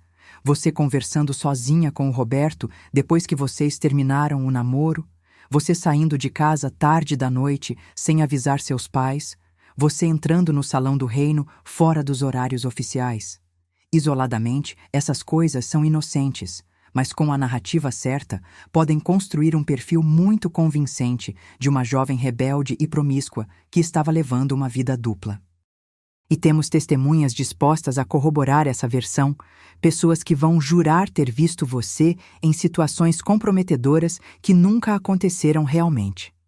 Ele continuou virando as páginas da pasta, me mostrando fotografias que haviam sido claramente manipuladas, onde meu rosto aparecia em situações que eu nunca havia vivido. Documentos forjados que sugeriam comportamentos que eu nunca havia tido. Também temos informações detalhadas sobre sua família, irmã Dalva. Seu pai trabalha na Cerealista há 3 anos. Sempre foi um funcionário exemplar, nunca teve problemas com a justiça. Seria uma pena se de repente aparecessem evidências de que ele está desviando mercadoria, vendendo produtos da empresa por fora, evadindo impostos. E sua mãe, tão dedicada à congregação, seria devastante se descobrissem que ela tem um passado obscuro que escondeu de todos, que antes de se tornar testemunha de Jeová, estava envolvida em atividades questionáveis. E seu irmãozinho, ainda tão pequenininho, seria terrível se algo acontecesse com ele, se ele sofresse algum acidente, se fosse parar nas mãos de pessoas mal intencionadas. A ameaça à minha família me atingiu como um soco no estômago. Entendi naquele momento que eles não estavam apenas me oferecendo uma escolha, estavam me encurralando completamente, eliminando qualquer possibilidade de resistência. "O que vocês querem de mim?" perguntei, minha voz saindo mais fraca do que eu gostaria. "É muito simples, irmã Dalva", respondeu o irmão Paulo, voltando a usar aquele tom paternalista que eu costumava achar carinhoso. "Você vai continuar sua vida normal, vai se casar comigo conforme planejado, vai ser uma esposa exemplar e uma testemunha de Jeová dedicada. Vai participar das reuniões, da pregação, de todas as atividades da congregação, como sempre fez, e vai esquecer completamente tudo que viu e ouviu aqui esta noite. Vai esquecer que a irmã Célia existe, vai aceitar a versão oficial de que ela abandonou a família por imoralidade, e nunca mais vai fazer perguntas sobre assuntos que não lhe dizem respeito. Em troca, sua família ficará segura, sua reputação ficará intacta, e você poderá ter a vida feliz e tranquila que sempre sonhou. E se eu não aceitar? Perguntei, embora já soubesse a resposta. Se você não aceitar, irmã Dalva, amanhã de manhã toda a Vila Esperança vai acordar com panfletos nas portas contando a verdadeira história da família de vocês. Sua reputação será destruída, seus pais perderão os empregos, seu irmãozinho será marcado para o resto da vida como filho de criminosos. E você vai descobrir que é muito difícil reconstruir uma vida quando todo mundo na cidade pensa que você é uma pessoa desprezível. Ah, e a irmã Célia aqui vai sofrer um acidente trágico, algo como uma tentativa frustrada de fuga que terminou mal. Seria lamentável, mas às vezes essas coisas acontecem com pessoas desesperadas que perderam o juízo. A ameaça à irmã Célia fez meu sangue ferver, mas ao mesmo tempo me mostrou claramente que eu estava lidando com pessoas dispostas a qualquer coisa para proteger seus interesses. Olhei para o Paulo, tentando encontrar algum vestígio do homem que eu pensava conhecer, mas só vi um estranho frio e calculista. Paulo, por favor, isso não é você. Você não pode realmente acreditar que isso está certo. Como você consegue dormir à noite sabendo que está fazendo parte disso tudo? Ele suspirou, como se estivesse perdendo a paciência com uma criança teimosa. Dalva, quando você crescer um pouco mais, vai entender que o mundo não é feito de preto e branco como você pensa. Às vezes precisamos tomar decisões difíceis pelo bem maior. A congregação está prosperando, as famílias estão sendo cuidadas, a obra de Jeová está sendo financiada adequadamente. Se algumas pessoas precisam fazer pequenos sacrifícios por isso, é um preço que vale a pena pagar. E você pode ser parte dessa solução, pode ser minha esposa e me ajudar a cuidar da congregação, ou pode insistir em ser um problema que precisará ser resolvido de forma mais drástica. Olhei para a irmã Célia, que estava encolhida no canto do cômodo, observando toda aquela conversa com uma expressão de desespero absoluto. Entendi que se eu tomasse a decisão errada, não seria apenas minha vida que seria destruída, seria a vida dela também, e possivelmente a vida de outras pessoas inocentes. Mas ao mesmo tempo, entendi que aceitar aquela chantagem significaria me tornar cúmplice de todos aqueles crimes. Significaria viver uma mentira pelo resto da vida. Significaria me casar com um homem que eu não conhecia realmente. Significaria trair tudo em que eu realmente acreditava. Era a escolha mais difícil da minha vida. E eu precisava tomá-la naquele momento, naquele porão úmido e escuro, sob a pressão de 4 pares de olhos que esperavam minha resposta. Fiquei alguns minutos em silêncio, fingindo que estava considerando a proposta deles. Mas, na verdade, estava desesperadamente tentando pensar em alguma saída, alguma forma de salvar a irmã Célia e, ao mesmo tempo, proteger minha família. Minha mente estava trabalhando em velocidade máxima, analisando todas as possibilidades, todos os recursos que eu poderia ter. Lembrei-me de que meu tio Reginaldo, irmão do meu pai, era investigador da Polícia Civil em Porto Alegre. Sempre tivemos pouco contato com ele, porque meus pais consideravam a profissão dele incompatível com os princípios cristãos. Mas eu sabia que ele era um homem íntegro e que poderia ajudar se eu conseguisse contatá-lo. O problema era como fazer isso sem despertar suspeitas. Está bem, eu disse finalmente, forçando minha voz a soar derrotada e resignada. Vocês venceram. Eu não tenho escolha. Não posso arriscar a vida da minha família por causa disso. Vou fazer o que vocês querem. Vou me casar com o Paulo. Vou fingir que nunca vi nada. Vou continuar sendo uma testemunha de Jeová exemplar. Só peço que não machuquem a irmã Célia, que encontrem uma maneira de deixá-la voltar para a família dela. O irmão Osvaldo sorriu com uma satisfação que me deu nojo. Muito sensata, irmã Dalva. Sabia que você acabaria entendendo a situação. Quanto à irmã Célia, vamos ver o que podemos fazer. Talvez possamos arranjar uma maneira dela reapentre-se de sua conduta inadequada e voltar discretamente para a congregação. Claro que isso levará tempo, e ela precisará demonstrar muito arrependimento e submissão antes de conquistar nossa confiança novamente. Percebi que eles não tinham intenção alguma de libertar a irmã Célia. Ela sabia demais, havia visto demais e representava uma ameaça permanente para eles. Provavelmente planejavam mantê-la prisioneira indefinidamente, ou pior. Agora, continuou o irmão Paulo, vamos subir e esquecer que esta conversa aconteceu. Amanhã voltamos à rotina normal, continuamos os preparativos para nosso casamento e tocamos a vida para frente como se nada tivesse acontecido. E irmã Dalva, espero que entenda que esta é sua única oportunidade de fazer a escolha certa. Não haverá uma segunda chance se você decidir voltar atrás ou causar problemas. Subimos do porão em silêncio. Eu estava com as pernas trêmulas, o coração disparado e a mente fervilhando com planos desesperados. Quando chegamos ao salão principal, o irmão Osvaldo trancou cuidadosamente a porta secreta e se virou para mim com uma expressão séria. Irmã Dalva, só para deixar bem claro, se você tentar contactar qualquer autoridade, se tentar contar essa história para alguém, se tentar de qualquer forma interferir com nossos negócios, as consequências serão imediatas e irreversíveis. Temos pessoas observando sua família 24 horas por dia, temos acesso aos telefones da cidade, temos contatos em todas as instituições locais. Qualquer movimento suspeito seu será detectado imediatamente e você não vai gostar das consequências. Acenei com a cabeça, fingindo submissão total, mas por dentro estava planejando exatamente o que eles estavam me proibindo de fazer.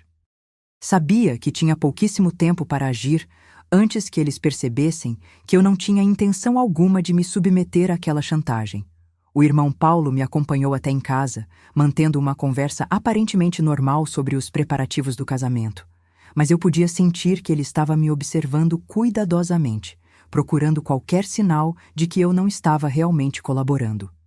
Dalva, ele disse quando chegamos na frente da minha casa. Sei que tudo isso foi um choque para você, mas quero que entenda que estou fazendo isso porque te amo e quero proteger você e sua família. Se você cooperar, se fizer sua parte, podemos ser muito felizes juntos. Podemos ter filhos, podemos servir a Jeová juntos, podemos ser um exemplo para a congregação. Tudo vai depender da sua atitude daqui para frente. Forcei um sorriso e disse que entendia, que faria tudo certinho, que só queria esquecer aquela noite terrível e seguir em frente. Ele pareceu satisfeito com minha resposta e me deu um beijo na testa antes de ir embora. Assim que entrei em casa, fui direto para o meu quarto e comecei a planejar minha fuga. Sabia que não podia usar o telefone de casa, porque eles provavelmente estavam monitorando. Não podia confiar em ninguém da congregação porque não sabia quem mais estava envolvido. E não podia nem mesmo contar para meus pais porque isso os colocaria em perigo. Lembrei-me de que meu tio Reginaldo sempre disse que se algum dia precisássemos de ajuda, poderíamos procurá-lo em Porto Alegre. Ele trabalhava na delegacia central e mesmo que nosso relacionamento não fosse próximo, eu sabia que ele não ignoraria uma situação como aquela. Esperei meus pais dormirem e saí silenciosamente de casa pela janela do meu quarto. Caminhei pelas ruas escuras de Vila Esperança até chegar na rodoviária, que funcionava 24 horas para atender os ônibus que passavam na madrugada. Comprei uma passagem para Porto Alegre com o dinheiro que tinha guardado para o enxoval do casamento. A viagem durou quase 4 horas, e durante todo o trajeto fiquei pensando em como explicar toda aquela situação para meu tio sem soar completamente maluca. Como convencer um policial experiente de que os líderes religiosos de uma pequena cidade do interior estavam envolvidos em uma rede de chantagem, extorsão e sequestro? Cheguei em Porto Alegre às 6 da manhã e fui direto para a delegacia central. Perguntei pelo investigador Reginaldo Carvalho e disse que era sua sobrinha, que tinha uma emergência familiar. Ele ficou surpreso em me ver, mas quando notou meu estado de desespero, me levou para sua sala e pediu para eu contar tudo com calma. Relatei toda a situação desde o início. As primeiras observações estranhas, a descoberta do porão, o encontro com a irmã Célia, as revelações sobre o esquema de chantagem, as ameaças contra minha família. Mostrei alguns documentos que consegui pegar discretamente do porão, incluindo uma lista com nomes e valores que provava a existência do esquema de extorsão. Meu tio ouviu tudo em silêncio, fazendo anotações, e quando terminei de falar, ele ficou alguns minutos pensativo antes de responder. Dalva, isso que você está me contando é muito sério. Se for verdade, estamos falando de uma organização criminosa que precisa ser desmantelada urgentemente. Mas também é uma situação muito delicada, porque envolve questões religiosas e pode afetar muitas famílias inocentes. Vou precisar montar uma operação cuidadosa para investigar sem alertar os suspeitos e sem expor as vítimas desnecessariamente. Ele explicou que seria necessário reunir mais evidências antes de qualquer ação oficial, que precisariam de mandados judiciais para busca e apreensão e que eu teria que ficar sob proteção policial até que a situação fosse resolvida.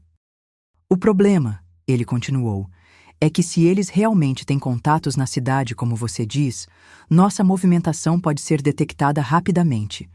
Vamos ter que agir com muito cuidado para não colocar você, sua família ou a mulher que está prisioneira em perigo ainda maior. Passamos o dia inteiro planejando a operação. Meu tio contactou colegas de confiança, preparou os documentos necessários para os mandados judiciais e organizou uma equipe pequena, mas experiente, para executar a operação sem alardear. O plano era simples. Na manhã seguinte, uma equipe da Polícia Civil faria uma operação simultânea no Salão do Reino e nas casas dos principais suspeitos, apreenderia todas as evidências possíveis, prenderia os envolvidos e resgataria a irmã Célia antes que eles pudessem tomar alguma medida drástica. Mas às 5 horas da tarde, recebemos uma ligação que mudou tudo. Era a polícia de Vila Esperança, informando que havia acontecido um incêndio no Salão do Reino das Testemunhas de Jeová durante a madrugada e que os bombeiros haviam encontrado um corpo carbonizado no local. Meu sangue gelou. Entendi imediatamente o que havia acontecido. Eles perceberam que eu não havia voltado para casa, deduziram que eu estava tentando denunciá-los e decidiram eliminar todas as evidências, incluindo a única testemunha que poderia confirmar minha história. A irmã Célia estava morta, e com ela morria também a única prova definitiva de tudo que eu havia descoberto. Sem o testemunho dela, sem os documentos que provavelmente haviam sido destruídos no incêndio, minha palavra sozinha não seria suficiente para convencer ninguém sobre a existência de todo aquele esquema criminoso. Eles haviam eliminado a evidência principal e, ao mesmo tempo, enviado um recado bem claro para mim. Era isso que acontecia com quem tentava denunciá-los. Meu tio Reginaldo ficou visivelmente abalado com a notícia. Mesmo sendo um policial experiente, acostumado com a violência e a crueldade humana, a frieza calculada daquele crime o chocou profundamente. Dalva, ele disse, segurando minhas mãos enquanto eu chorava compulsivamente. Essas pessoas são muito mais perigosas do que imaginávamos. Eles não hesitaram em cometer homicídio para proteger seus interesses.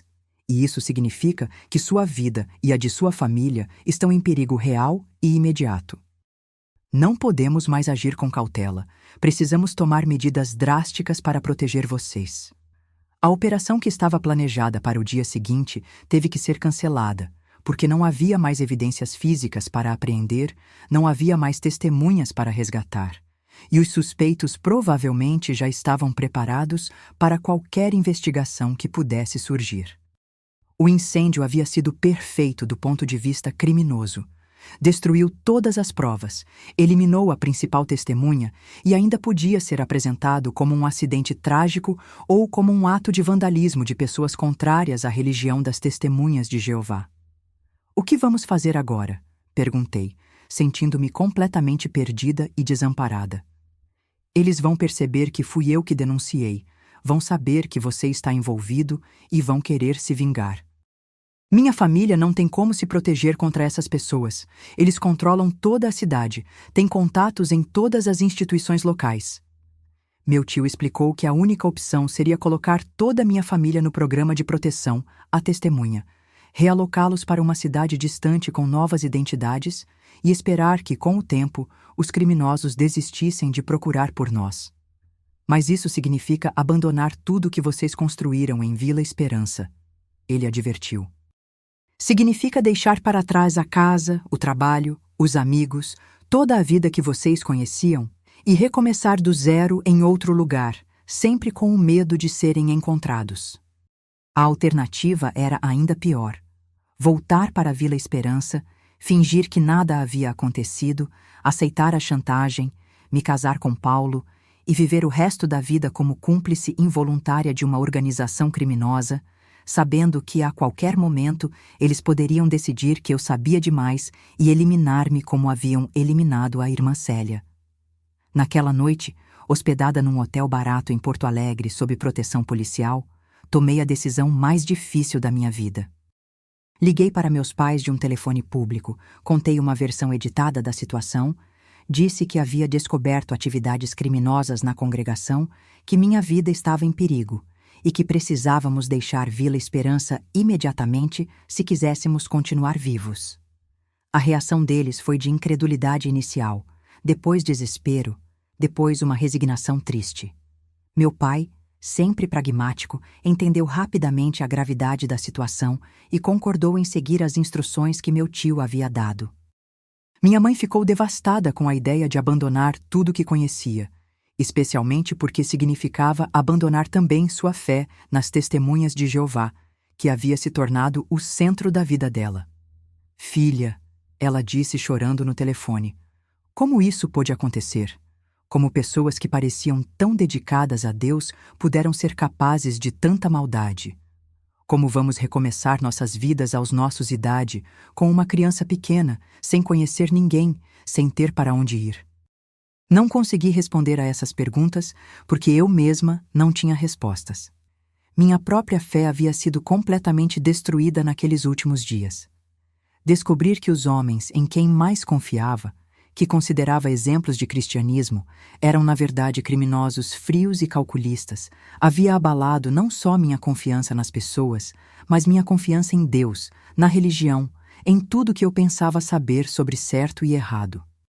A operação de retirada da minha família de Vila Esperança foi executada na madrugada seguinte. Meu tio coordenou tudo pessoalmente, enviou uma equipe de policiais civis para escoltar meus pais e meu irmão até Porto Alegre e organizou o transporte de alguns pertences essenciais. Eles não puderam se despedir de ninguém, não puderam explicar para ninguém o que estava acontecendo, simplesmente desapareceram durante a noite como se nunca tivessem existido. Quando nos reencontramos em Porto Alegre, a cena foi dilacerante. Meu pai parecia ter envelhecido 10 anos em uma noite. Minha mãe estava em estado de choque, e meu irmãozinho de 2 anos chorava constantemente porque não entendia por que havia sido arrancado de casa de forma tão abrupta.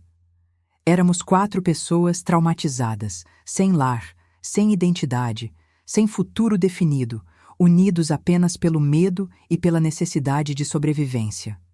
Meu tio nos explicou que o programa de proteção à testemunha nos daria novas identidades, novos documentos e nos relocaria para uma cidade pequena no interior de Santa Catarina, longe de qualquer pessoa que pudéssemos conhecer. Vocês vão ter que aprender a viver como pessoas completamente diferentes, ele advertiu. Novos nomes, nova história pessoal, nova profissão, nova religião, se necessário. Qualquer erro, qualquer deslize que possa revelar sua identidade real pode colocar vocês em perigo novamente. O processo de criação das novas identidades levou 2 semanas. Durante esse tempo, ficamos hospedados numa casa segura em Porto Alegre, praticamente prisioneiros, sem poder sair, sem poder contactar ninguém, sem nem mesmo saber se nossa fuga havia sido descoberta em Vila Esperança e que tipo de reação havia provocado. Foi só no 10º dia que meu tio conseguiu informações sobre o que estava acontecendo na nossa antiga cidade. A versão oficial era que nossa família havia deixado a cidade por motivos pessoais, que meu pai havia conseguido um emprego melhor em outro estado e que havíamos nos mudado repentinamente para aproveitar a oportunidade. O irmão Paulo, questionado sobre meu desaparecimento, disse que eu havia terminado o noivado por ter decidido que não estava preparada para o casamento e que havia ido morar com parentes distantes para pensar melhor sobre meu futuro espiritual. Aparentemente, eles haviam conseguido controlar a narrativa, inventar explicações plausíveis para nossa ausência e evitar que surgissem suspeitas sobre o que realmente havia acontecido. O incêndio no Salão do Reino foi oficialmente classificado como acidental, causado por problemas na instalação elétrica, e o corpo encontrado foi identificado como sendo de uma mendiga que havia se abrigado no local durante a noite. A irmã Célia havia sido completamente apagada da história oficial. Não havia registros de que ela estivesse desaparecida, não havia boletim de ocorrência, não havia ninguém procurando por ela. Sua própria família acreditava na versão de que ela havia fugido com outro homem, e a congregação a considerava uma apóstata que havia abandonado a verdade. Ela havia morrido sem deixar rastros, sem ninguém para lamentá-la, sem justiça para seu assassinato. Essa foi talvez a parte mais dolorosa de toda a situação para mim. Saber que uma mulher inocente havia sido torturada, mantida prisioneira por meses e finalmente assassinada, e que os responsáveis não só não seriam punidos, como continuariam sendo respeitados e admirados pela comunidade. Que eles continuariam pregando sobre amor, justiça e moralidade cristã, enquanto sabiam exatamente o tipo de monstros que eram por dentro. Nossas novas identidades ficaram prontas no final de novembro de 1974. Eu me tornei Helena Santos, filha de Antônio e Maria Santos, nascida em Caxias do Sul em 1951. Meus pais se tornaram Antônio, operário aposentado por invalidez, e Maria, dona de casa, ambos católicos não praticantes. Meu irmãozinho se tornou Carlos, e como era muito pequeno, seria mais fácil para ele se adaptar à nova identidade. A cidade escolhida para nossa relocação foi São João do Triunfo, no interior de Santa Catarina, uma comunidade de cerca de 5.000 habitantes, onde ninguém fazia muitas perguntas sobre o passado dos novos moradores. Meu tio havia usado seus contatos para conseguir um emprego para meu pai numa madeireira local e uma casinha simples na periferia da cidade onde poderíamos recomeçar nossas vidas. A viagem para nossa nova cidade foi silenciosa e melancólica. Éramos 4 estranhos dentro de um carro, carregando apenas algumas roupas e documentos falsos, indo para um lugar que não conhecíamos, para viver vidas que não eram nossas. Minha mãe chorava discretamente enquanto olhava pela janela, vendo a paisagem desconhecida passar, sabendo que nunca mais veria os lugares onde havia sido feliz. Quando chegamos em São João do Triunfo, a realidade da nossa nova vida se impôs brutalmente. A casa era muito menor e mais simples que a que tínhamos em Vila Esperança. O trabalho do meu pai pagava menos da metade do que ele ganhava antes, e não conhecíamos ninguém na cidade.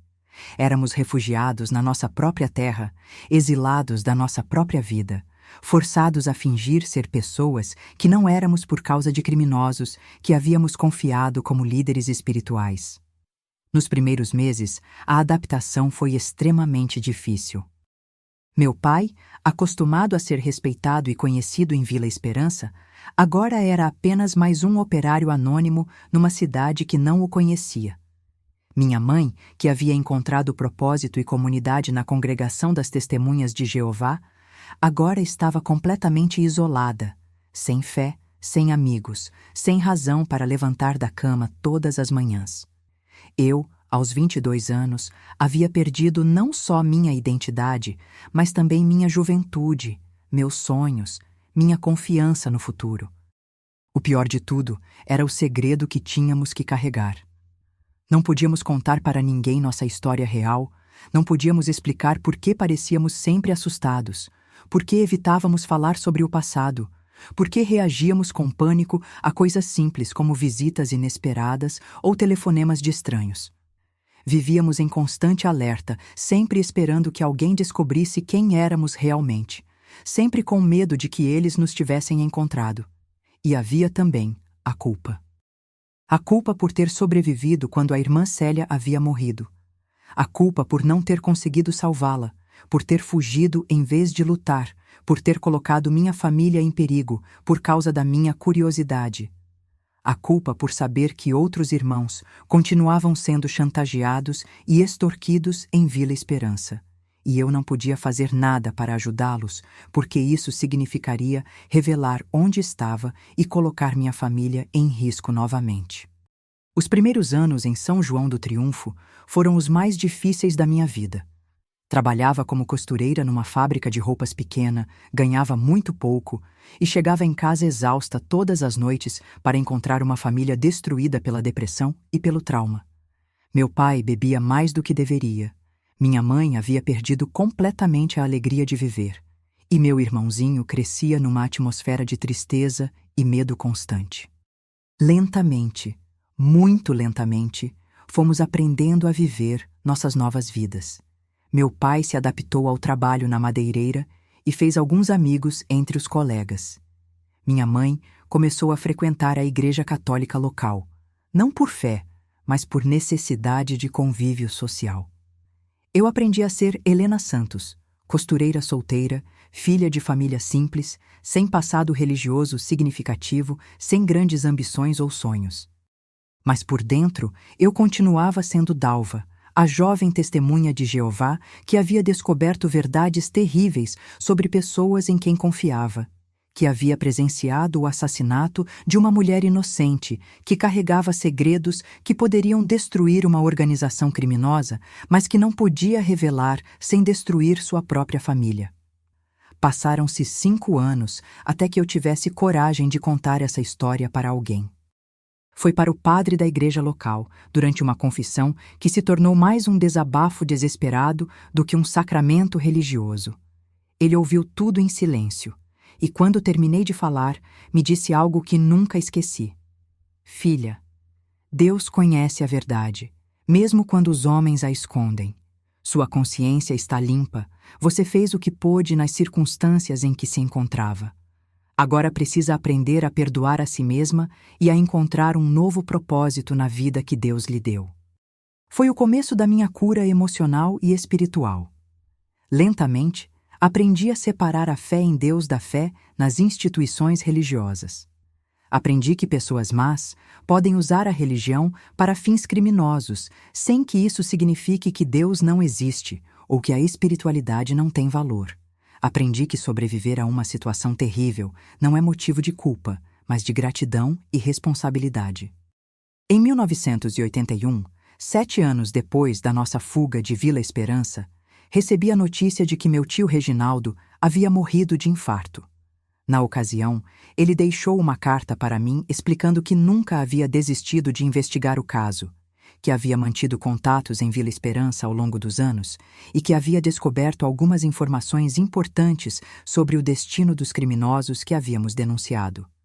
Segundo suas informações, o esquema havia continuado funcionando por mais 2 anos após nossa fuga, mas havia começado a desmoronar quando outras pessoas começaram a fazer perguntas sobre desaparecimentos e comportamentos estranhos na congregação.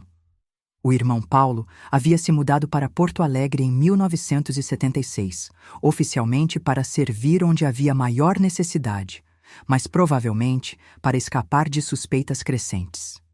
O irmão Osvaldo havia morrido de causas naturais em 1978, levando muitos segredos para o túmulo. O irmão Mário havia sido preso em 1979 por sonegação fiscal, mas nunca foi diretamente ligado aos crimes mais graves.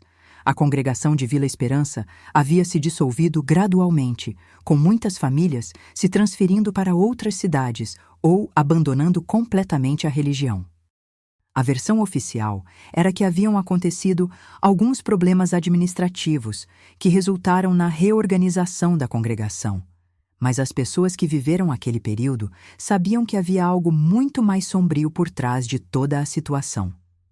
Saber que pelo menos parte da justiça havia sido feita, mesmo que indiretamente, me trouxe um certo alívio, mas não conseguiu apagar completamente a dor de saber que a irmã Célia nunca teve justiça, que sua morte nunca foi investigada adequadamente e que seus filhos cresceram pensando que a mãe os havia abandonado voluntariamente. Hoje, aos 73 anos, com quase 50 anos de distância desses eventos terríveis, consigo olhar para trás e extrair algumas lições importantes daquilo que vivemos. A primeira e mais importante lição é que nenhuma organização humana, por mais santa que pareça, está imune à corrupção quando há poder e dinheiro envolvidos. Religiões, governos, instituições de caridade, todas podem ser infiltradas por pessoas más que usam a confiança e o respeito da comunidade para fins criminosos. A segunda lição é que a obediência cega a líderes religiosos é perigosa e antibíblica. Qualquer organização que desencoraja questionamentos, que pune pessoas por fazer perguntas legítimas, que exige submissão absoluta sem transparência, está criando as condições perfeitas para abuso de poder. Deus nos deu inteligência e consciência para usarmos, não para entregarmos cegamente para outros seres humanos imperfeitos. A terceira lição é que vítimas de abuso religioso não devem carregar culpa ou vergonha pelo que sofreram. É natural confiar em líderes religiosos, é natural querer fazer parte de uma comunidade de fé, é natural buscar orientação espiritual. Quando essa confiança é traída, a responsabilidade é inteiramente dos abusadores, nunca das vítimas.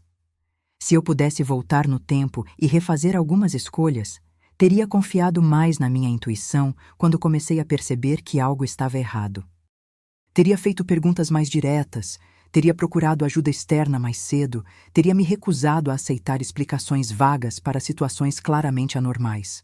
Mas também reconheço que era muito jovem, muito ingênua, muito condicionada a confiar em autoridades religiosas para ter tido a coragem de agir diferente.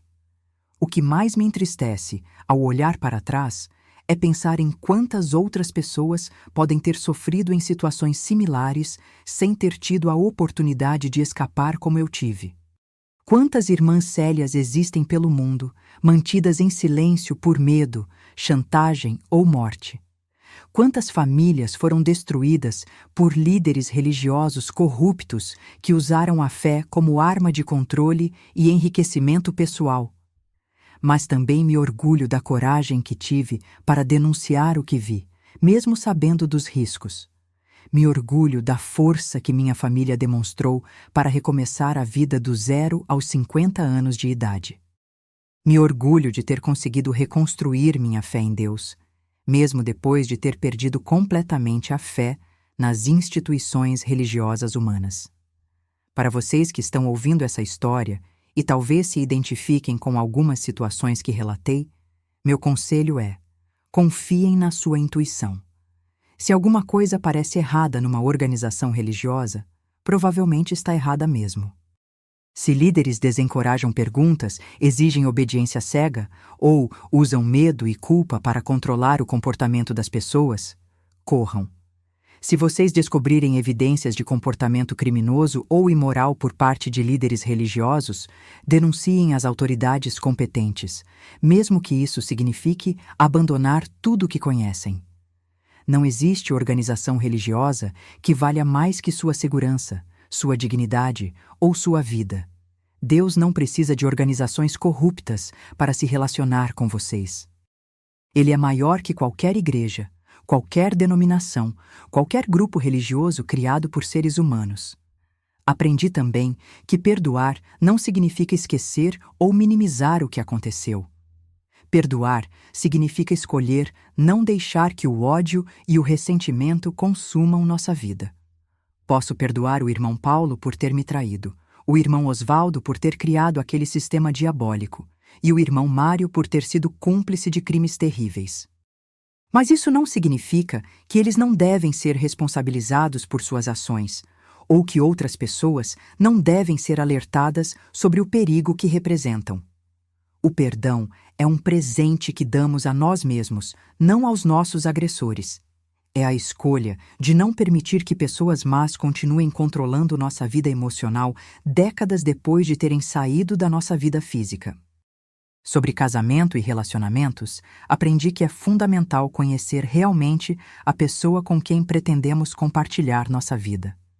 Não basta que ela frequente a mesma igreja, tenha as mesmas crenças religiosas ou seja aprovada pela família e pela comunidade. É preciso observar como ela trata pessoas mais fracas, como reage sob pressão, quais são seus verdadeiros valores quando ninguém está vendo. O irmão Paulo conseguiu me enganar por meses porque eu estava vendo nele o que queria ver, não o que ele realmente era. Estava tão focada nos aspectos superficiais, aparência, posição na congregação, aprovação dos anciãos, que não prestei atenção aos sinais de caráter que estavam bem na minha frente. Hoje, moro numa cidade pequena do interior de Santa Catarina, ainda sob o nome de Helena Santos. Meus pais morreram na década de 1990, levando nosso segredo para o túmulo. Meu irmão, que não se lembra de quase nada da nossa vida anterior, construiu uma família feliz e bem-sucedida na nossa nova cidade. Ele sabe que houve algum trauma na nossa infância que forçou a família a se mudar, mas nunca quis detalhes, preferiu seguir em frente sem olhar para trás. Eu nunca me casei. Depois de tudo que vivi, nunca consegui confiar completamente em ninguém o suficiente para dividir minha vida com essa pessoa. Tive alguns relacionamentos ao longo dos anos, mas sempre mantive distância emocional. Sempre guardei partes de mim mesma que não compartilhava com ninguém. Talvez isso tenha sido um erro. Talvez eu tenha perdido oportunidades de ser feliz por causa do medo. Mas também é possível que tenha sido uma proteção necessária, uma forma de me preservar emocionalmente para poder chegar até aqui e contar essa história. Trabalho hoje como voluntária numa organização que ajuda vítimas de abuso doméstico e religioso. É minha forma de transformar o sofrimento que vivi em algo útil para outras pessoas. Não posso trazer a irmã Célia de volta à vida. Não posso desfazer os crimes que presenciei, mas posso usar minha experiência para ajudar outras pessoas que estão passando por situações similares. Recebo pelo menos 2 ou 3 mulheres por mês que chegam até mim com histórias parecidas com a minha. Mulheres que descobriram que líderes religiosos em quem confiavam estavam abusando de poder, chantageando fiéis, desviando dinheiro ou cometendo crimes ainda piores. A maioria tem medo de denunciar, tem medo de perder a família, a comunidade, a fé. Todas se sentem perdidas, traídas, sem saber em quem confiar.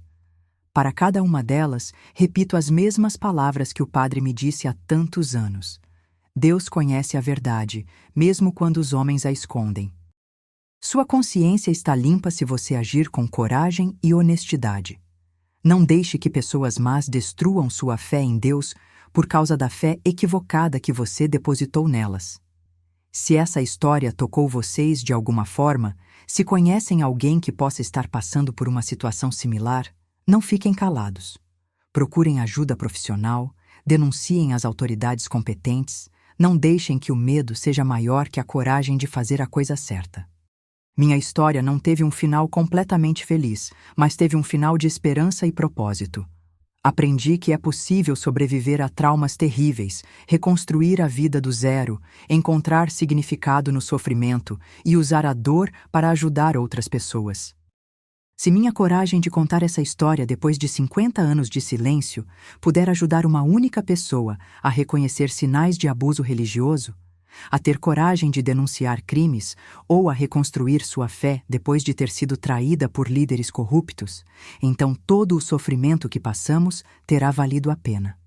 A irmã Célia morreu sem justiça, mas sua memória pode viver através das pessoas que forem salvas por ouvirem sua história. Essa é minha forma de honrar sua memória e dar sentido à tragédia que presenciamos. Obrigada por terem me ouvido até aqui. Sei que não foi fácil acompanhar essa jornada dolorosa, mas espero que tenham encontrado algo útil nela. Se gostaram da minha história, por favor deixem seu like e se inscrevam no canal. E não se esqueçam, vocês nunca estão sozinhos, sempre há alguém disposto a ajudar se tiverem coragem de pedir socorro. Que Deus os abençoe e os proteja de pessoas que usam seu nome para fazer o mal.